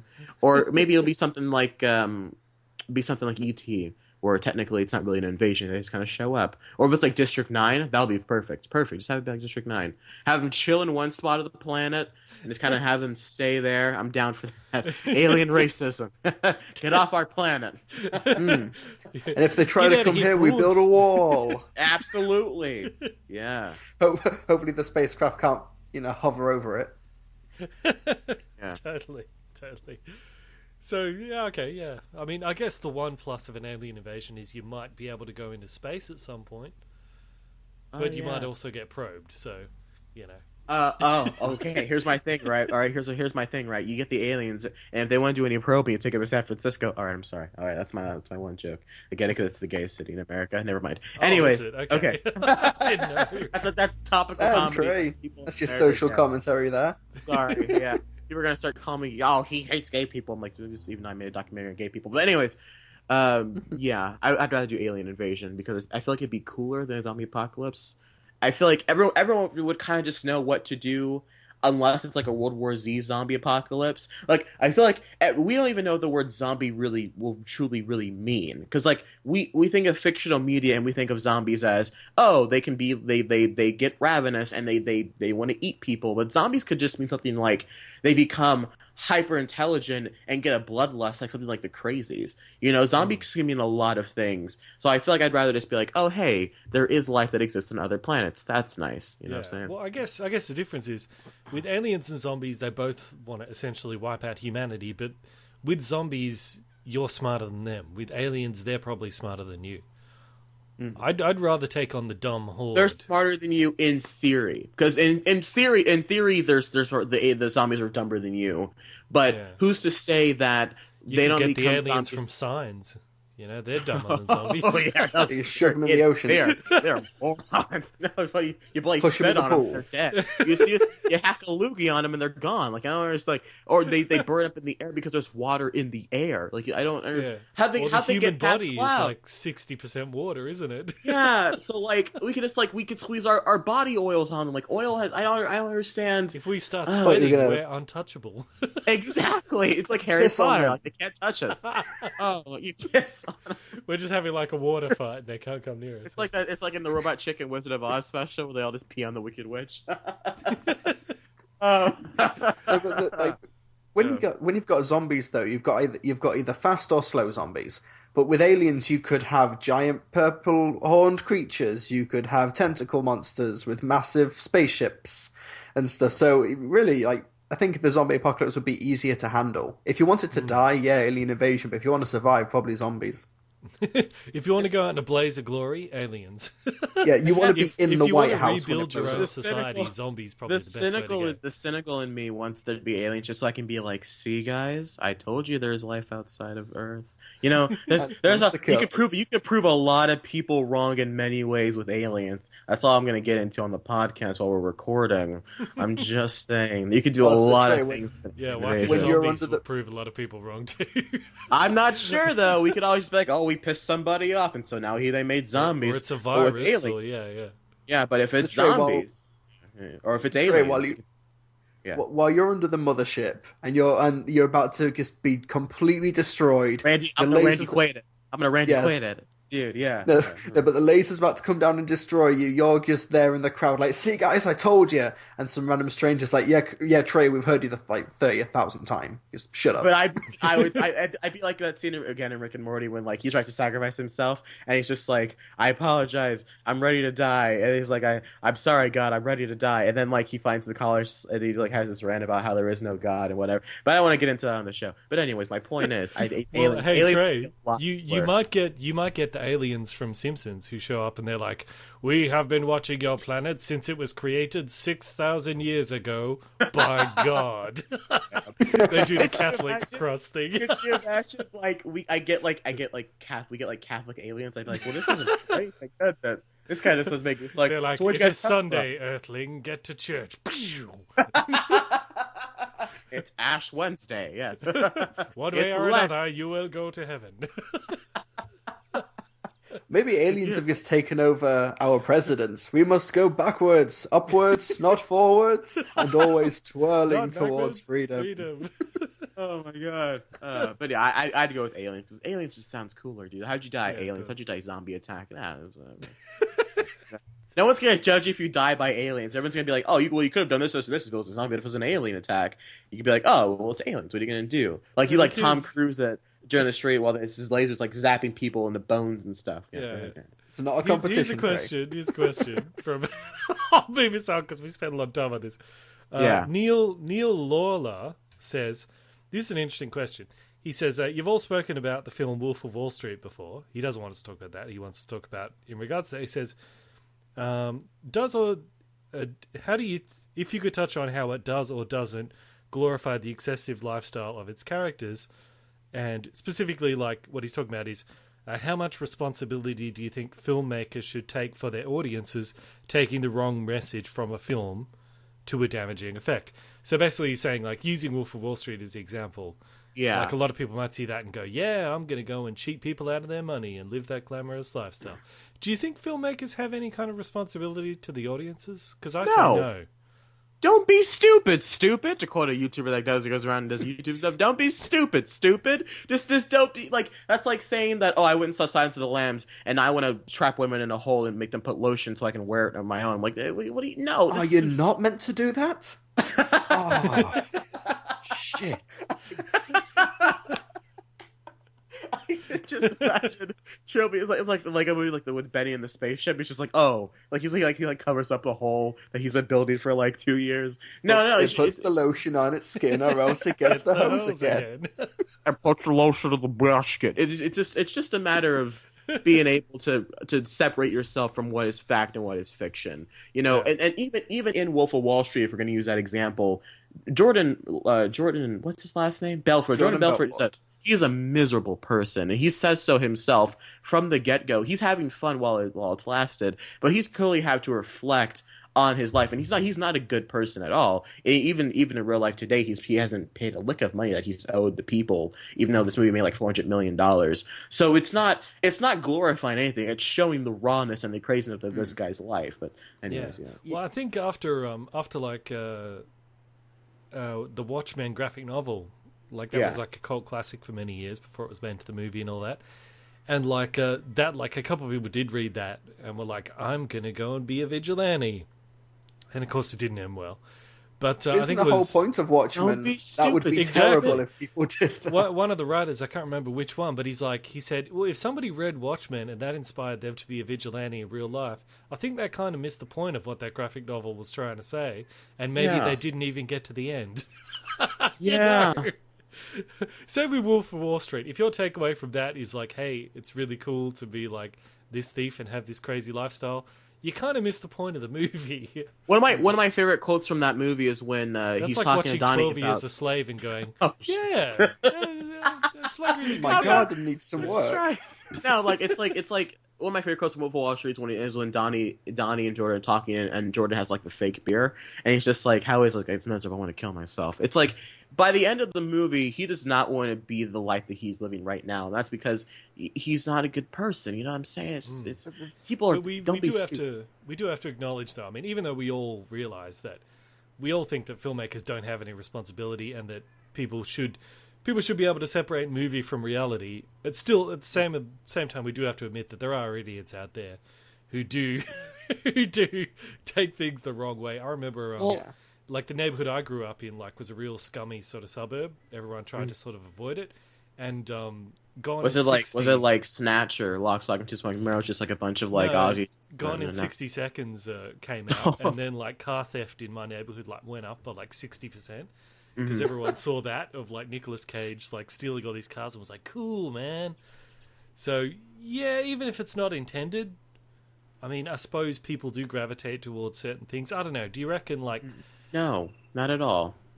I'm serious. And this is coming from someone who I remember this goes back to like back when Dark Knight Rises came out and that shooting happened at the movie theater, and the man's inspiration for it was the Joker. Yeah. And I would argue that definitely cost Dark Knight Rises some money its opening weekend, because it happened Thursday night. It was all over the news Friday, and I know a lot of people that did not go opening weekend because of that event, and because they didn't want to quote unquote disrespect the lives of those that lost. I'm like, well, you're just letting the guy win. But whatever. My point is, you can't let people's idiotics and people's dumb decisions. You can't blame that on the film. It's like blaming violence on video games. There's really no. Okay, in many ways, a violent video game is the way for someone to get out there. Like, you have a bad day at work, you're mad, you go home and you play GTA because you can kill a bunch of pixelated hookers on the street because that's what you can do in that game. You can't blame a video game or a movie for that. But what about, though, like, for example, like when 9/11 happened... Mm-hmm. Speaking of which, it's tomorrow, isn't it? Yeah. Well, today in the UK, I've time traveled. That's why we're recording a day early, so that way we can release it on 9/11. Sorry, keep going. But when 9/11 happened, like Arnold Schwarzenegger was making a movie that was all about terrorism, and they were going to release it soon. But because 9/11 happened, they pushed it back for like a year because they said it's not appropriate for us to put this movie out now. That's different. With everything the way it is. But I don't know, maybe it's not, because you guys talked about Birth of a Nation, right, a couple of weeks ago. Yeah. And you guys were saying, like I thought, like, that movie is about a slave revolt of a bunch of black guys getting together and going off and killing every white guy they can find. Should that movie also be pushed back a year, considering that we've got with Black Lives Matters, that's a killing different cops question. in the streets and white people in Milwaukee getting entirely. Beaten up? But it's similar though. No, listen, but that's a different question, because he's asking, should filmmakers take responsibility for people reacting to their movie? You're asking, that's true, but should the studio react to an event happening in real life? That you're now switching the roles of the filmmakers. Will somebody look at like 12 Years a Slave and go, hey, there's even more reason for me to go out and punch some white guy in the face? Yeah, but that's different. You could say that about Django Unchained as well. Exactly, like that's different. Well, that's that did happen. I mean, a couple of guys did go out and kill white people. But that is different. That's different than asking, should they release a movie about black people killing white people because that's what's happening in the real world right now, as opposed to saying these people kill. Like, you're swapping. I see what you're trying to get at, though. I understand why you brought this up, but I feel like those roles are switched. And you're not, the cause and effect is now in a different spot on the plane, if you will. But it's all about, like, generally speaking, like, the question is, like, should filmmakers take into account the impact this might have, either right or wrong, on the audience? And we all generally agree that people should not take a movie the wrong way, and most people don't.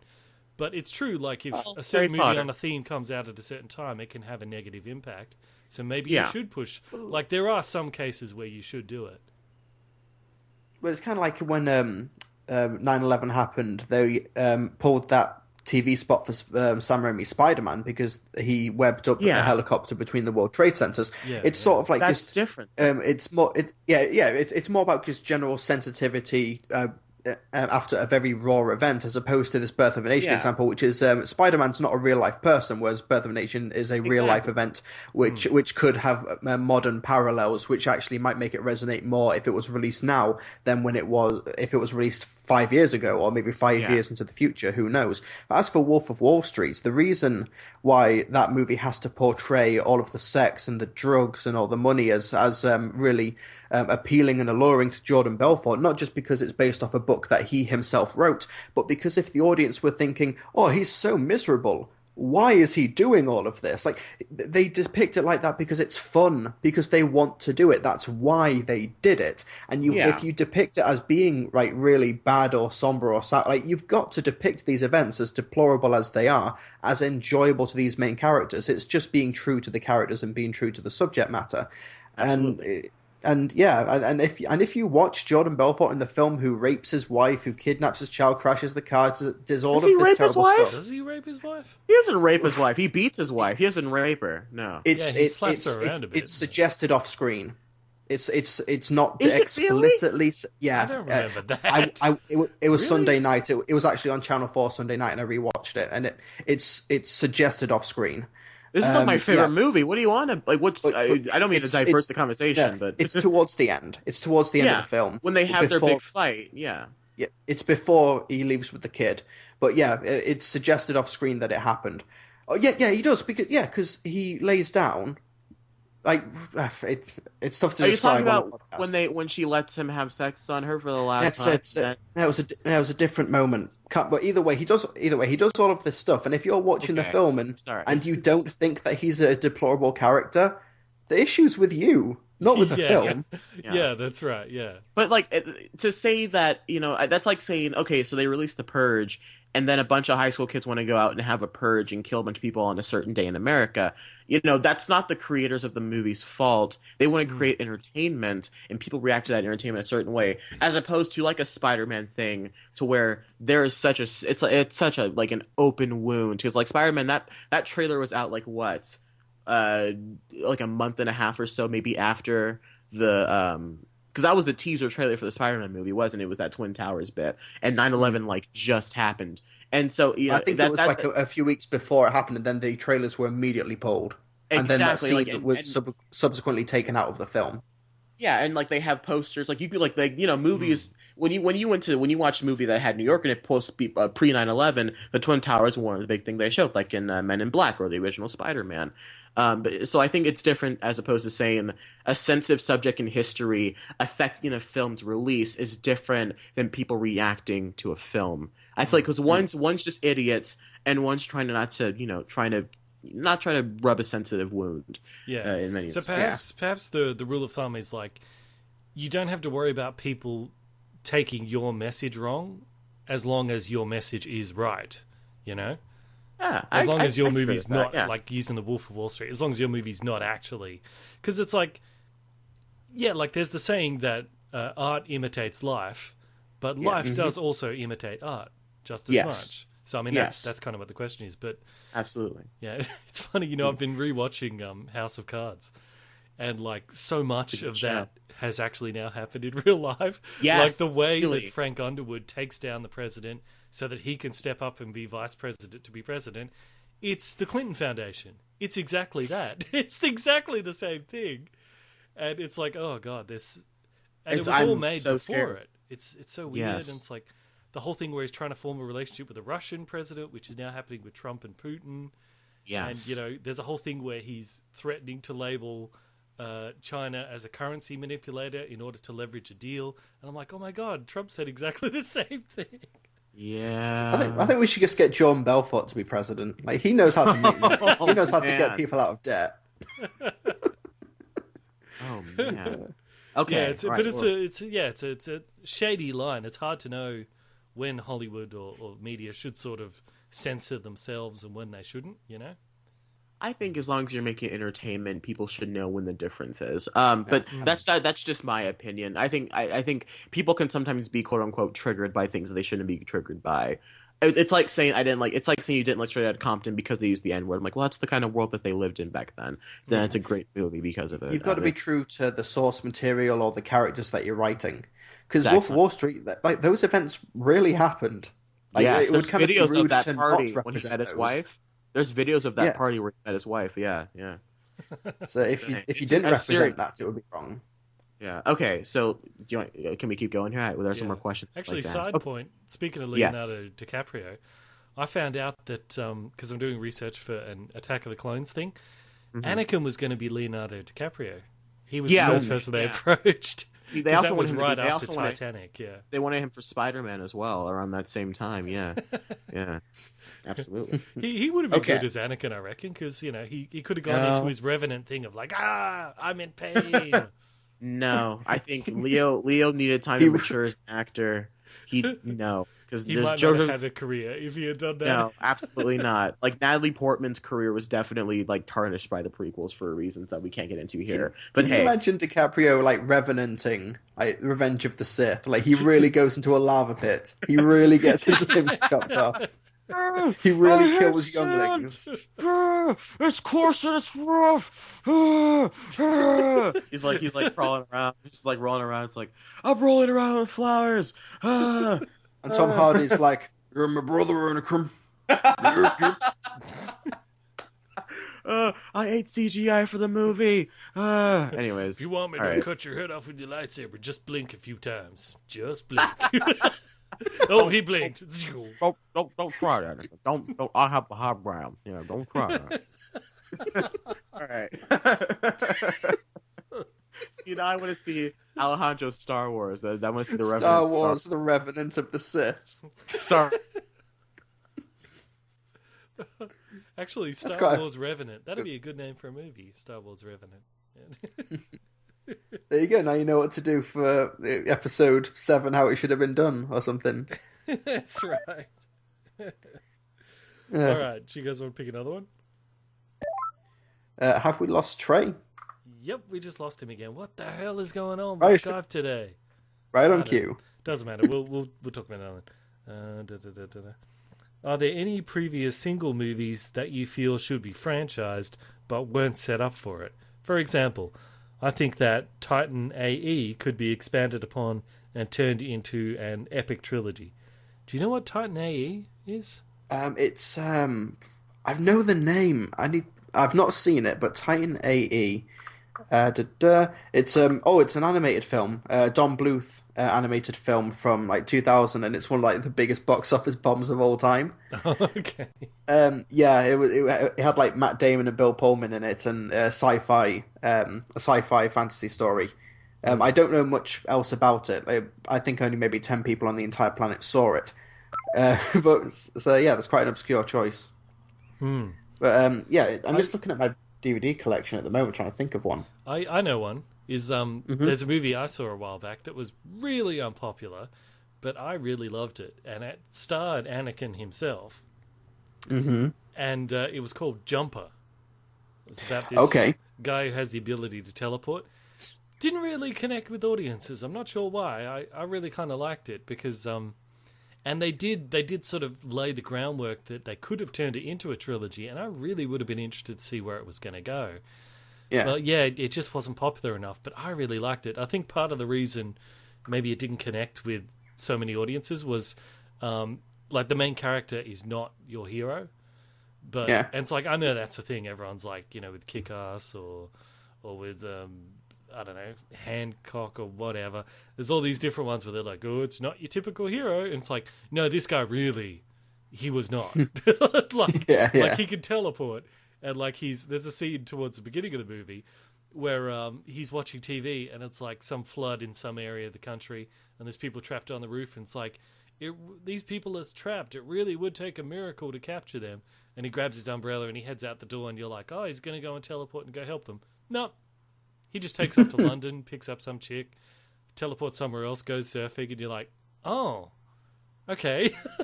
But I kind of liked it from that point of view. I was like, wow, he's just, like, that really makes it interesting because that character, you're like, if the bad guy's like, I've got a bomb and I'm going to blow up New York, he's a guy who would just go, okay, well, I'll just go anywhere but New York. So it totally changes the way the movie goes. So I like that. But I'm just looking this up, and Jumper did well at the box office. It made 3 times its budget, and they had plans for a sequel, but they just never got around to it because it's directed by Doug Liman. Edge of Tomorrow, and he's just dropped out of Gambit, so he's not doing that anymore. So, interesting. Hello, you're back. Hello. Oh my God, I'm so mad. What, did we jump onto another question? It's all right. Yeah, we've handled another one in the meantime. Yeah. Did you answer the horror question? Because I really wanted to answer that horror question, but whatever. We'll just finish this, then we'll do that one. Did you see one in your DVD collection you were thinking of, Trilbee? I did actually. Trey, the question was, were there any films with only like one installment that you want to see made into a franchise? Yeah. I'm just looking now. Yeah, Jumper, the Incredibles. That's actually happening. That's actually happening. Yeah, so that's a bit of a cheat. Now. Fine. It took then, that time, didn't they? Gee. Yeah, it took them long enough, man. Oh, okay, well then, let me think. My answer is District 9. Ooh, no. Because I'm still waiting on that. No way. I'm still waiting. I don't think so. There's a lot of different aspects of that you could explore, isn't there?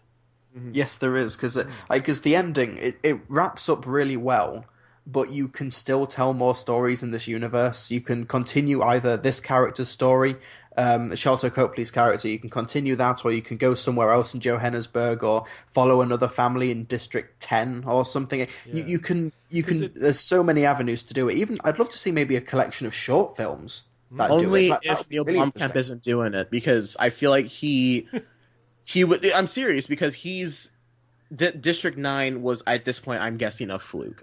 Really, ultimately, I'm thinking District 9 was a fluke that we happened to really enjoy and happened. It got nominated for Best Picture. Big hit. Yeah, it was his first film. And it got nominated for Best Picture, which never usually happens. So, he made that because he was supposed to make Halo. Yeah, and Peter Jackson was on board. Yeah, Peter Jackson. And he was supposed to, he made District 9 as, a short film. All the beginning of that movie, where it's like a documentary and they go into the prawn slums. That was, the documentary portion. Yeah, the film's called Alive in Joburg. You can watch it on YouTube, and it's really good, actually. Yeah. And I mean, most of my favorite films... Most of my favorite films, actually, I don't want to see sequels to them, so I guess not.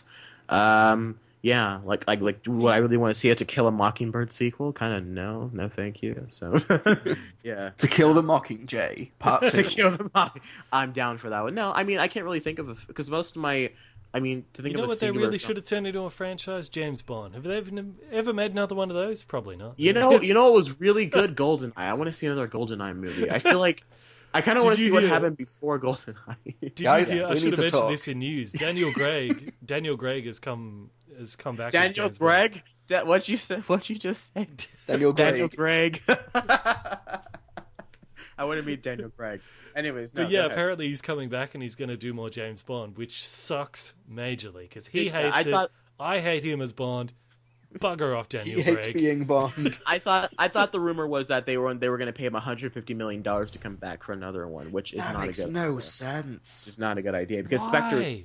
Nobody likes him. Nobody. A lot of people like him, but nobody goes to watch James Bond because Daniel Craig's in it. They go to see it because it's James bloody Bond. Yeah, bring Timothy Dalton back. The whole beauty of that franchise is you can make anybody Bond and swap them the next movie if you want, because it's okay in that. Why would you pay so much money for a guy that doesn't even like the part? Get someone else. Nobody cares. I think Sony are kind of running scared at the moment, so they're Head all stunned. Sorry, he would be good actually. Yeah. I mean, I'm pushing for Idris Elba because I want to see. I'm a diversity, blah blah blah, whatever. But Tom Hiddleston, bloody SJW. Yeah, SJW. You bloody racist. No, what are you trying to do? Trying to censor white people? You saw the comments of my Sully review. Okay, so I guess so. Should we answer Kurt Russell's question? Yes. Since it's nearly Halloween, what are your favorite movies to watch on Halloween? So I guess we can ask that by saying, what are some of your favorite horror films? I think it's a good question to say. Yeah. I like Scream. Scream's the first good. one. The first one. Scream's That's really good. That's a really good slasher. I think the first 5 minutes, the opening scene, the cold open, sets a really high precedent that I don't think the rest of the movie matches up with. Really? I think so. I think maybe it's because I was born in an age where I saw the parody of Scream before I ended up seeing the first Scream itself. Oh, well, that'll ruin it. So, but that being said, that I think the first 10 minutes of Scream is incredible, and it's very thrilling. It's very frightening. It sets kind of a new precedent for what a horror movie should be these days. And the rest of the movie's good. It's not. I don't think it's great, but I think it's good. Yeah, Chilby. Nightmare Before Christmas is one that is regularly in rotation. I won't lie to you. I thought the Skype cut out again. I got very nervous. Sorry, keep going, Chilby. For Halloween viewing, Nightmare Before Christmas, that's regularly put on between Halloween and Christmas because it's one of those films where you can do that. In terms of horror, I like Halloween 1 and 2 as a double feature. Okay. I mean, my favorite... Go ahead. Yeah. No, well, because I like Halloween 1, it's alright, but I don't think it's this massive, awesome masterpiece. But I do really like Halloween 2, actually, and I think the two complement each other pretty well. I need you to go find your front door and walk out of it, please. Because you gotta get out of here. There's no way you can't just call the first Halloween okay. It's alright. You can't just call the first Halloween okay. It takes a while to get going. So? Nightmare on Elm Street. Oh, alright. Yeah, Johnny Depp, because he's so good in that movie. Oh, yeah, I loved it when he gets soaked into the bed and just gets obliterated. All right. Well, speaking of Halloween, The Conjuring and Halloween are my favorite horror movies of all time. I love both of those films equally. I think the first Halloween, like I guess I hold some nostalgia in my heart for the original Halloween because I watched it and I was little. I've told that story before on the podcast. And then I love the first Conjuring because the way James Wan made that movie is just, in my opinion, spectacular. The way he uses the lack of jump scares in that film are just awesome. I really like the sequel too. Yeah, so there you go, Kurt Russell. Can I go ahead. Can I ask one last question? But yes, maybe we'll just do one and then we'll wrap up before Skype drops out again. Yes. Jack Fitzpatrick asked a question. I noticed one of you guys must have replied on the Movie Mania podcast. Thanks. Yeah. Okay, he asked a couple of questions. He says, "Hey guys, I've just started making YouTube videos. At the moment, all I've done is movie reviews. I was just wondering a couple of things from your experience. One, how do I know that clip/music isn't copyright? Like, say, for instance, I want to use footage from a trailer. How do I get that footage, and how do I know that I have permission?" The answer is you don't. If it's a trailer, it's a 50-50 chance you're going to get caught by the robots for it. There's a couple of ways you can get around it, like if you shrink it and like contain it in something else. Like, you know, I've got like a little window thing that I put clips in. You can flip it, you can invert it, mirror it so it looks backwards. But also a good general practice to do is when you first upload your video, set it to private, not to public. Yes. So that way, if something in the copyright does get caught, you can edit, re-upload, do whatever. See, that way it doesn't get... you don't have to worry about losing on monetization. It's a good idea to usually have it set on private when you first upload anyway. That way you can get all the tags right, get the description right and the thumbnail, make sure everything's good, connect any annotations or cards or all that. So generally do that. If you're really worried about copyright, you can set up a second channel that you use just to screen for copyright, but then you have to upload once on that to make sure it passes, upload another time on your main channel. Up to you. Do you guys want to add anything to that? Or? I'll say this, and you can do all that. You can do the you can do the flip and reverse. I feel like that's from a song sometime. You can do the black and white and everything, but it really does come down to whether or not the company has a copyright ID, a content ID robot set up to immediately flag your video. Yeah. Because Warner Brothers and Universal and Sony are notorious they're for doing that. Bad. Marvel's generally okay. Yeah, Disney and Marvel are a bit more lenient with it. Like I think they didn't flag my Civil War review until like a month and a half after it was already out. But my Sully review got flagged. I got 4 strikes, not 4 strikes. I got 4 claims on the video in a matter of like 8 seconds. It was like buzz, buzz, buzz, buzz, buzz. And the problem here's what I also will say. You can file a disclaim because technically, if it's for review purposes and you're not just showing the footage just to show the footage, and if it's relevant to the review, for example, like a trailer over a video, it is within fair use. It does follow the copyright codes, but be warned. If you do file a dispute, only file them one at a time, because if they reject a dispute, that can result in getting a copyright strike and the video get taken down or something. And so if you have multiple copyright strikes or copyright claims and you try to appeal all of them at once, you could easily get your channel get shut down if you're not careful. So just I'd say just as a general rule, because like even though as your video gains more views, once it passes like a certain number of views, it gets looked at by the robots again. So that's happened to me a couple of times. Like videos have gotten more views, and then like 6 months down the track, I'll get a strike for something. Usually in that situation, when you put in a dispute, it's more likely to pass than at the beginning. So look, a general rule of thumb is like try to use clips and stuff sparingly, because you never know when it might, But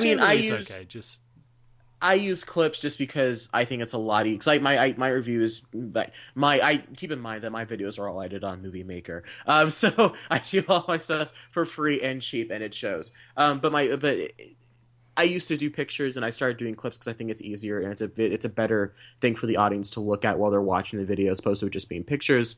So sometimes you just kind of have to work around it. Luckily, I don't do what I do for a profit, so I'm not worried about the studio monetizing my point. Well, that's one of his questions too. But look, a good thing is like, because you're right, like it does help to have like visuals like with motion and stuff to help make it easier to watch. See, part of the reason I have like my avatar sitting next to the fire that's usually burning Yeah. is because it's like sort of something to catch your eye. You can, like if you don't want to include clips, it does help to have stuff with motion. You can, there are like a few copyright free backgrounds you can get that are like motion backgrounds, where like it might just be like stars moving past or something like that, or like colors swirling. You can do creative stuff like that to sort of, if you don't want to put in lots of clips, at least keeps the eye visually engaged. Yeah. Also, for music, there's the YouTube copyright library. Just type in YouTube copyright library on YouTube, and it'll come up with all the songs. You can use all those songs for free on YouTube. None of them will get hit, and I do quite a few find of them are that, quite good too. I do find that music is less likely to get copyrighted depending on how loud it is in the video. Typically, I'll use, and I'm probably about to jinx myself, but I'll typically use, like, say I'm reviewing Captain America: Civil War. I will then have the background music be Taking a Stand from the ending of The Winter Soldier.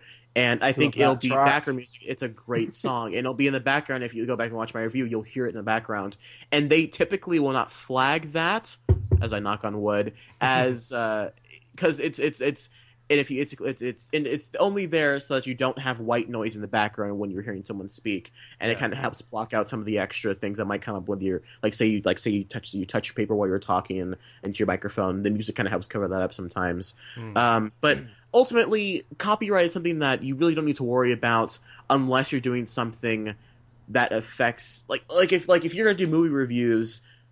What's far more important is not the stuff that's possibly copyrighted, but it's what you do in your video itself. Like, if you're a personality that people like to listen to, and if you have opinion or thoughts or words that people will go back and watch, people typically don't watch a movie review because it has a trailer in it, unless it's like a reaction video. People watch a review because they like the person reviewing the movie, or reviewing whatever it is they're reviewing. But Trilbee, you haven't even spoken, so go ahead. Yeah. Because when I think of this topic, like YouTube copyright, when asked, like, well, how do you want to avoid that if you're doing YouTube reviews? I think back to the immortal words of Jack Black from School of Rock: "Give up, just quit." Because, like, at the moment, my Deadpool review is blocked worldwide because some weird Bangladesh news outlet has claiming that they are 20th Century Fox and own Deadpool. They don't. But they're able to do that, and they're able to block my video, or they're able to steal monetization, and YouTube's not going to do anything. I posted on Twitter that my Killing Joke review got blocked worldwide by Warner Bros. I was very upset, but go ahead, Chili. Yeah, but I have quite close ties to the BBC, and I'm able to do reviews of their shows. And they've given me blanket permission, as long as it's for reviews, I can use the footage, whatever, but I still get claims from YouTube. There's no whitelisting system, or there's no way to give a channel the benefit of the doubt, and maybe if maybe don't automatically flag their stuff, and then if it turns out they are breaching copyright, then ban their channel or something. There's nothing like that, which there really should be, I think. My main issue lies with more of the monetized by claimant issue. I'm okay with you if you flag my video because my stuff matches someone else's stuff on YouTube. Fine, then let me deal with that headache, I guess. But then don't allow the people flagging my video to then get what little to 0 cents that I get per video. It's like I don't want to talk about how much I make on a video per average, because that's not something that YouTubers should millions. do. Yeah, and people can just go to Social Blade and find out anyway. So yes, and we're probably wrong. But like I haven't made a lot of quote unquote money on my videos because each one has been getting more and more flagged recently. Like I posted 5 videos in the last a month and a half. That's one of his questions. He does ask. He says, should I even bother monetizing my channel right now because I only have like 20 subscribers? I say yes. Yes, absolutely. I say yes because what they do is it adds up until it reaches like a $50 threshold, and then it pays out. So even though you go, it's nothing, but it adds up. It's worth it. It's still money in your pocket. Because you never know when one of your videos is going to get big. Like if I knew, because I did a review of the Deadpool Comic-Con trailer that came out back in like 2014. I did a review on that, and that review quote unquote exploded. It got like 2,000 views. But that was coming from a guy who only had like 15 subscribers. That was huge, and I wish I was monetized back then. That was awesome. But can I say something that? Sorry, go ahead, Trilbee. Well, the worst part is that if a copyright holder claims monetization on your video and it turns out it was illegitimate and you win the dispute, they keep the money. Yeah, they keep that, which is YouTube are changing it. They're changing it. It's not changed yet. I think that they're still going the changes, but the fact that it's been like that for like 10 years and that's still not been changed, I think is an inexcusable on YouTube's part. And I'm not going to say how much I've earned on YouTube and stuff like that, but it's safe to say I have lost hundreds and thousands of dollars or pounds or whatever through that system. Yeah. And it's but that's BS. because you just play trailers in your reviews, so it's real easy for the robots to find them. No, but I also, because sometimes a lot of the times my claims come from foreign news companies or foreign media companies that want to just get the ad revenue. Yes, that happens. And there's no repercussions for them. Are you with a network? Are you signed with a network? Yeah, I'm with a network, and they do the best that they can. But YouTube's system is inherently broken at its core, and a network can only do so much. It's weird you get targeted with all that stuff because I don't really get that all that much. Are you guys? You guys are with networks. I haven't been with a network in like I don't know a year. So I'm with a network that's like movie reviewer friendly. I was going to bring that up because that's something else that a lot of people don't talk about. When you're getting started with your channel, it's generally hard to get signed with a network until you hit about 1,000 subscribers. So there's this weird. I got mine at 100. Yeah, the reason I got a network because you put that video out and I jumped about 115 subscribers and they were just like, "Hey, why don't you come to this network?" I'm like, "Sick!" So I did. Yeah, go ahead. Awesome, yeah. But when you're starting and you're not with the network and you're just sort of monetized on YouTube, the money goes straight to you. But at least this was happening. It might have changed now, but this weird thing will happen where, like in your videos list, it's got a little dollar symbol that monetized. And that will get grayed out, and you'll be like, what the hell? And you click on it, and it's like, you have to provide proof that you have this. And you're like, well, how can I prove that I own my own words? It's really hard to do, even if there's no copyrighted stuff. Yeah. That's pretty much the reason I joined a network, is to get rid of that. So he's like saying, should I bother monetizing? Yeah, you should.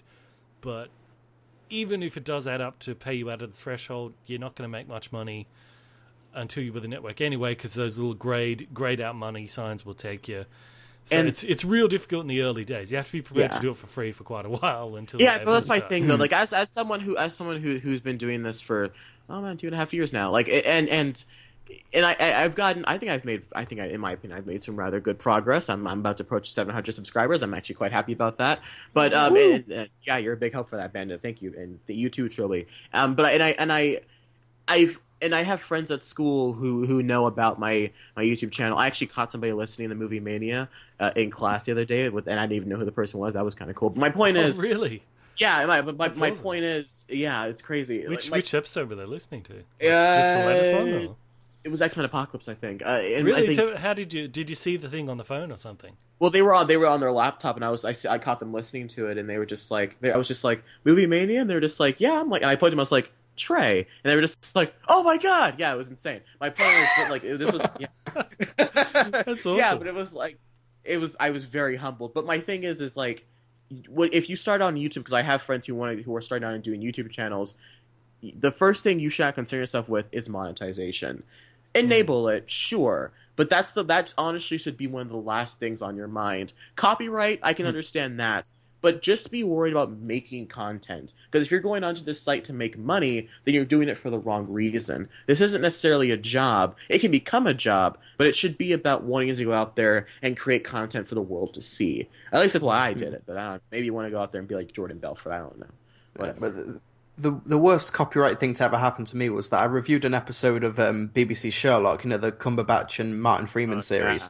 Oh yeah. And well, the BBC are fine with me doing it, but I did. I put the Sherlock theme as the background music for the review because it's from the program, and the owner who distributes the soundtrack copyright claimed it, so I disputed it. But music companies have a contract with YouTube, or certain music companies have a contract with YouTube that if you dispute a claim, YouTube are contractually obligated to ignore your dispute.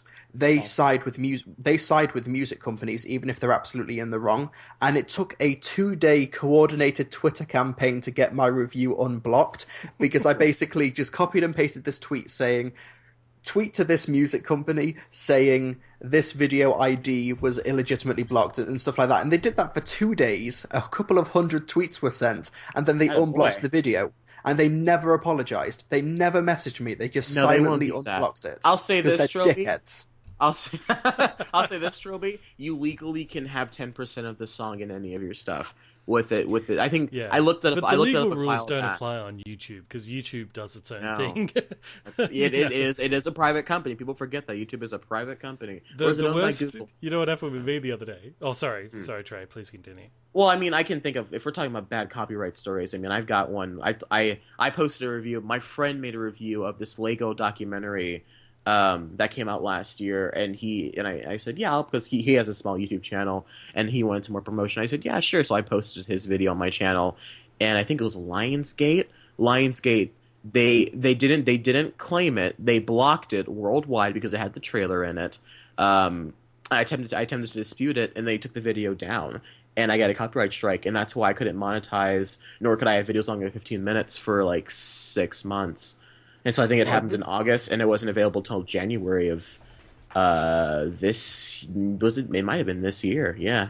So, Did you hear that story this week where you've been trying to get a point for a while, Bandit? Sorry, I'm just going to read this news story because this is actually quite topical, but this is really funny. But you go. I'll read the story first, because so I've got the facts right. So you go for it. Okay. Oh, I was just going to say, I had a scare the other day because my Revenge of the Sith video, someone claimed it for copyright. And I was like, what? Oh my God. I was like, that's 2.5 hours long. I spent a year of my life doing that. There's no way anyone's going to go in there and take all my hard work. And I looked at it, and it was from Brizzy Voices Network. Because I showed like a video of her at the end when I was crediting her for all the voices she did. And I was like, oh, that's okay. So I just emailed Brizzy Voices. I was like, hey, I think your network must have pick this up with the robots. You reckon you could have the claim removed? She's like, oh, sure, no problem. And she just took it down. It was back the next day, so I was like, oh, that's good. Well, big channels can be scare. Big channels can be taken down too. Like I mean, like Mr. Sunday got taken down. He was about to have 100,000 subscribers, something like that. Or maybe it was 10,000. But Cinema Sins got nearly taken down via copyright back when they did I think they did everything wrong with the Wolverine, and Fox blocked the video worldwide, and they almost got a strike. It was pretty scary. What were we going to say, Chubby? Go ahead. Yeah, it was in the news a couple of days ago how Warner Brothers found some websites that were illegally distributing The Dark Knight and The Matrix. So they went submitted a request to internet providers saying, okay, we need to get rid of all websites that are sending this specific file. And then they inadvertently took their own website down. Warner Brothers deleted its own website in an attempt to protect their copyright. That was a couple of days ago. That's some poetic justice right there. Obviously, you try and stop piracy, but to take down your own website, I think that's hilarious. Well, hey, they're getting a taste of what we've had to deal with. Whenever you get a thing saying, prove that you own your own work. It's like, well, how do I prove that how do I give myself permission for this? So, yeah. All right, last question from this guy. I made it! Yay! Yeah, you dropped out and came back again. Phew. Final question. My God. I didn't even know you dropped out. Final question from this guy. He says, I don't know anything about microphones. Is it possible to get a good enough one to do these types of videos for under $100? Yes, Blue Yeti microphones are the best microphones you could possibly get. That's what I use. All YouTubers have them, and they're $80. The only thing is, it's like $80 for the Blue Yeti microphone itself, but then once you've got it and you're talking to it, you keep getting the like that noise. So then you have to get a pop filter that's like one of those cloth things in front of the mic that stops your breath from getting it. Yeah. And then when you put it on your table and then you realize, oh, this is my computer table. My computer's creating vibrations throughout the table that the microphone's getting up. Then you have to get one of those fancy arms that filters out the vibrations. So yeah, the microphone itself is like $80. If you do a bit of DIY work, you can sort of figure out a way around buying all the other stuff. But if you buy like the full gear, it'll probably end up costing you like, I don't know, 200, maybe 300. Here's my I can't thing, right? remember. So I do have a Blue Yeti microphone, and I just had a spare pop filter. But I have a friend who uses a what's it called, a pantyhose, that is a spare pantyhose he found with the that works just fine. And if you have a laptop, especially, I think the way to do this is to have your microphone not be at the same desk where your computer is. Obviously, it's like just have your microphone in kind of a different kind of spot, because the cord that connects it's a USB microphone, so the cord that connects the microphone to the computer is long enough to where you can have like a separate small table to put your microphone on in front of your computer desk or something. But I have a laptop, so I just put my laptop on my bed like I am right now. It's sitting on my bed to my left, and my microphone sitting in front of me on this small dinner table that I have in my bedroom in the right. Also, don't care if you can't afford a microphone, don't worry about it. I didn't use a microphone for like the first year and a half. I know, Bandit, didn't you use your phone, didn't you?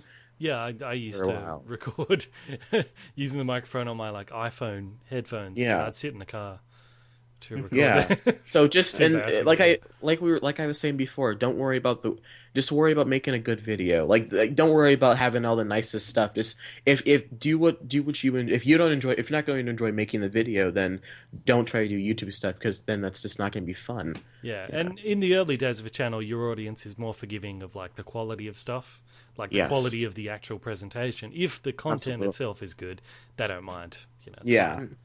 I use a Snowball microphone, which is about £50, which is like $65-70. That's what I've been using for a while, and they're really sturdy and well built. Yeah. So if you can't quite afford a Yeti, that's probably the next best thing. Well, I think and also, it's the same you generally company, don't need a pop filter with it either. You don't need a pop filter with it, because it just naturally contains the air bubbles. It's 4 o'clock in the morning, can't talk. Yeah, we'll wrap up. But to sum up, there's the point, answers. There's the answers to your question. Yes, monetize. You can use a Blue Yeti or a, what was it called? Snowball microphone? Yeah. Snowball, yes. Snowball microphone. You can use clips, just use them sparingly. Maybe contain them inside another image. If you want to use music, go to the YouTube copyright library, or just play the music very slow. Make sure you're talking over the top of it to confuse. Or Kevin McLeod, or whatever, that guy who everyone steals music from. Ross Bugden has made my channel thrive on that intro music forever, and I credit him every time. Ross Bugden's a good guy. Also, minor point thank you. Minor thing about the Yeti microphone: try plugging your actual earbuds or headphones into it. It sounds a lot better than trying to use your laptop as a speaker or headphones. You actually plug it into your microphone, and you'll sound a lot better, because like you can hear yourself talk, and your voice comes through the headphones as well. So it's like you're talking to actual people in a room. Anyways, it's just a minor thing I've noticed. Yeah. Sure. Also, well, there we go. Hopefully that helps, Jack Fitzpatrick.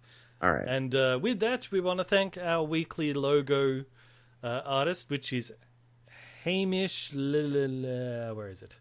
Oh, Bandit. Hamish Leven. This is great. Hamisham. Hamish Leven. So thank you very much, Hamish. Thank you very much. This is very much a Trilbee-centric logo. Yeah. Your head takes up like 2/3 of the logo. It's like I'm a YouTube copyright bot, and I'm just here to destroy everyone's fun. You could eat Godzilla with that face.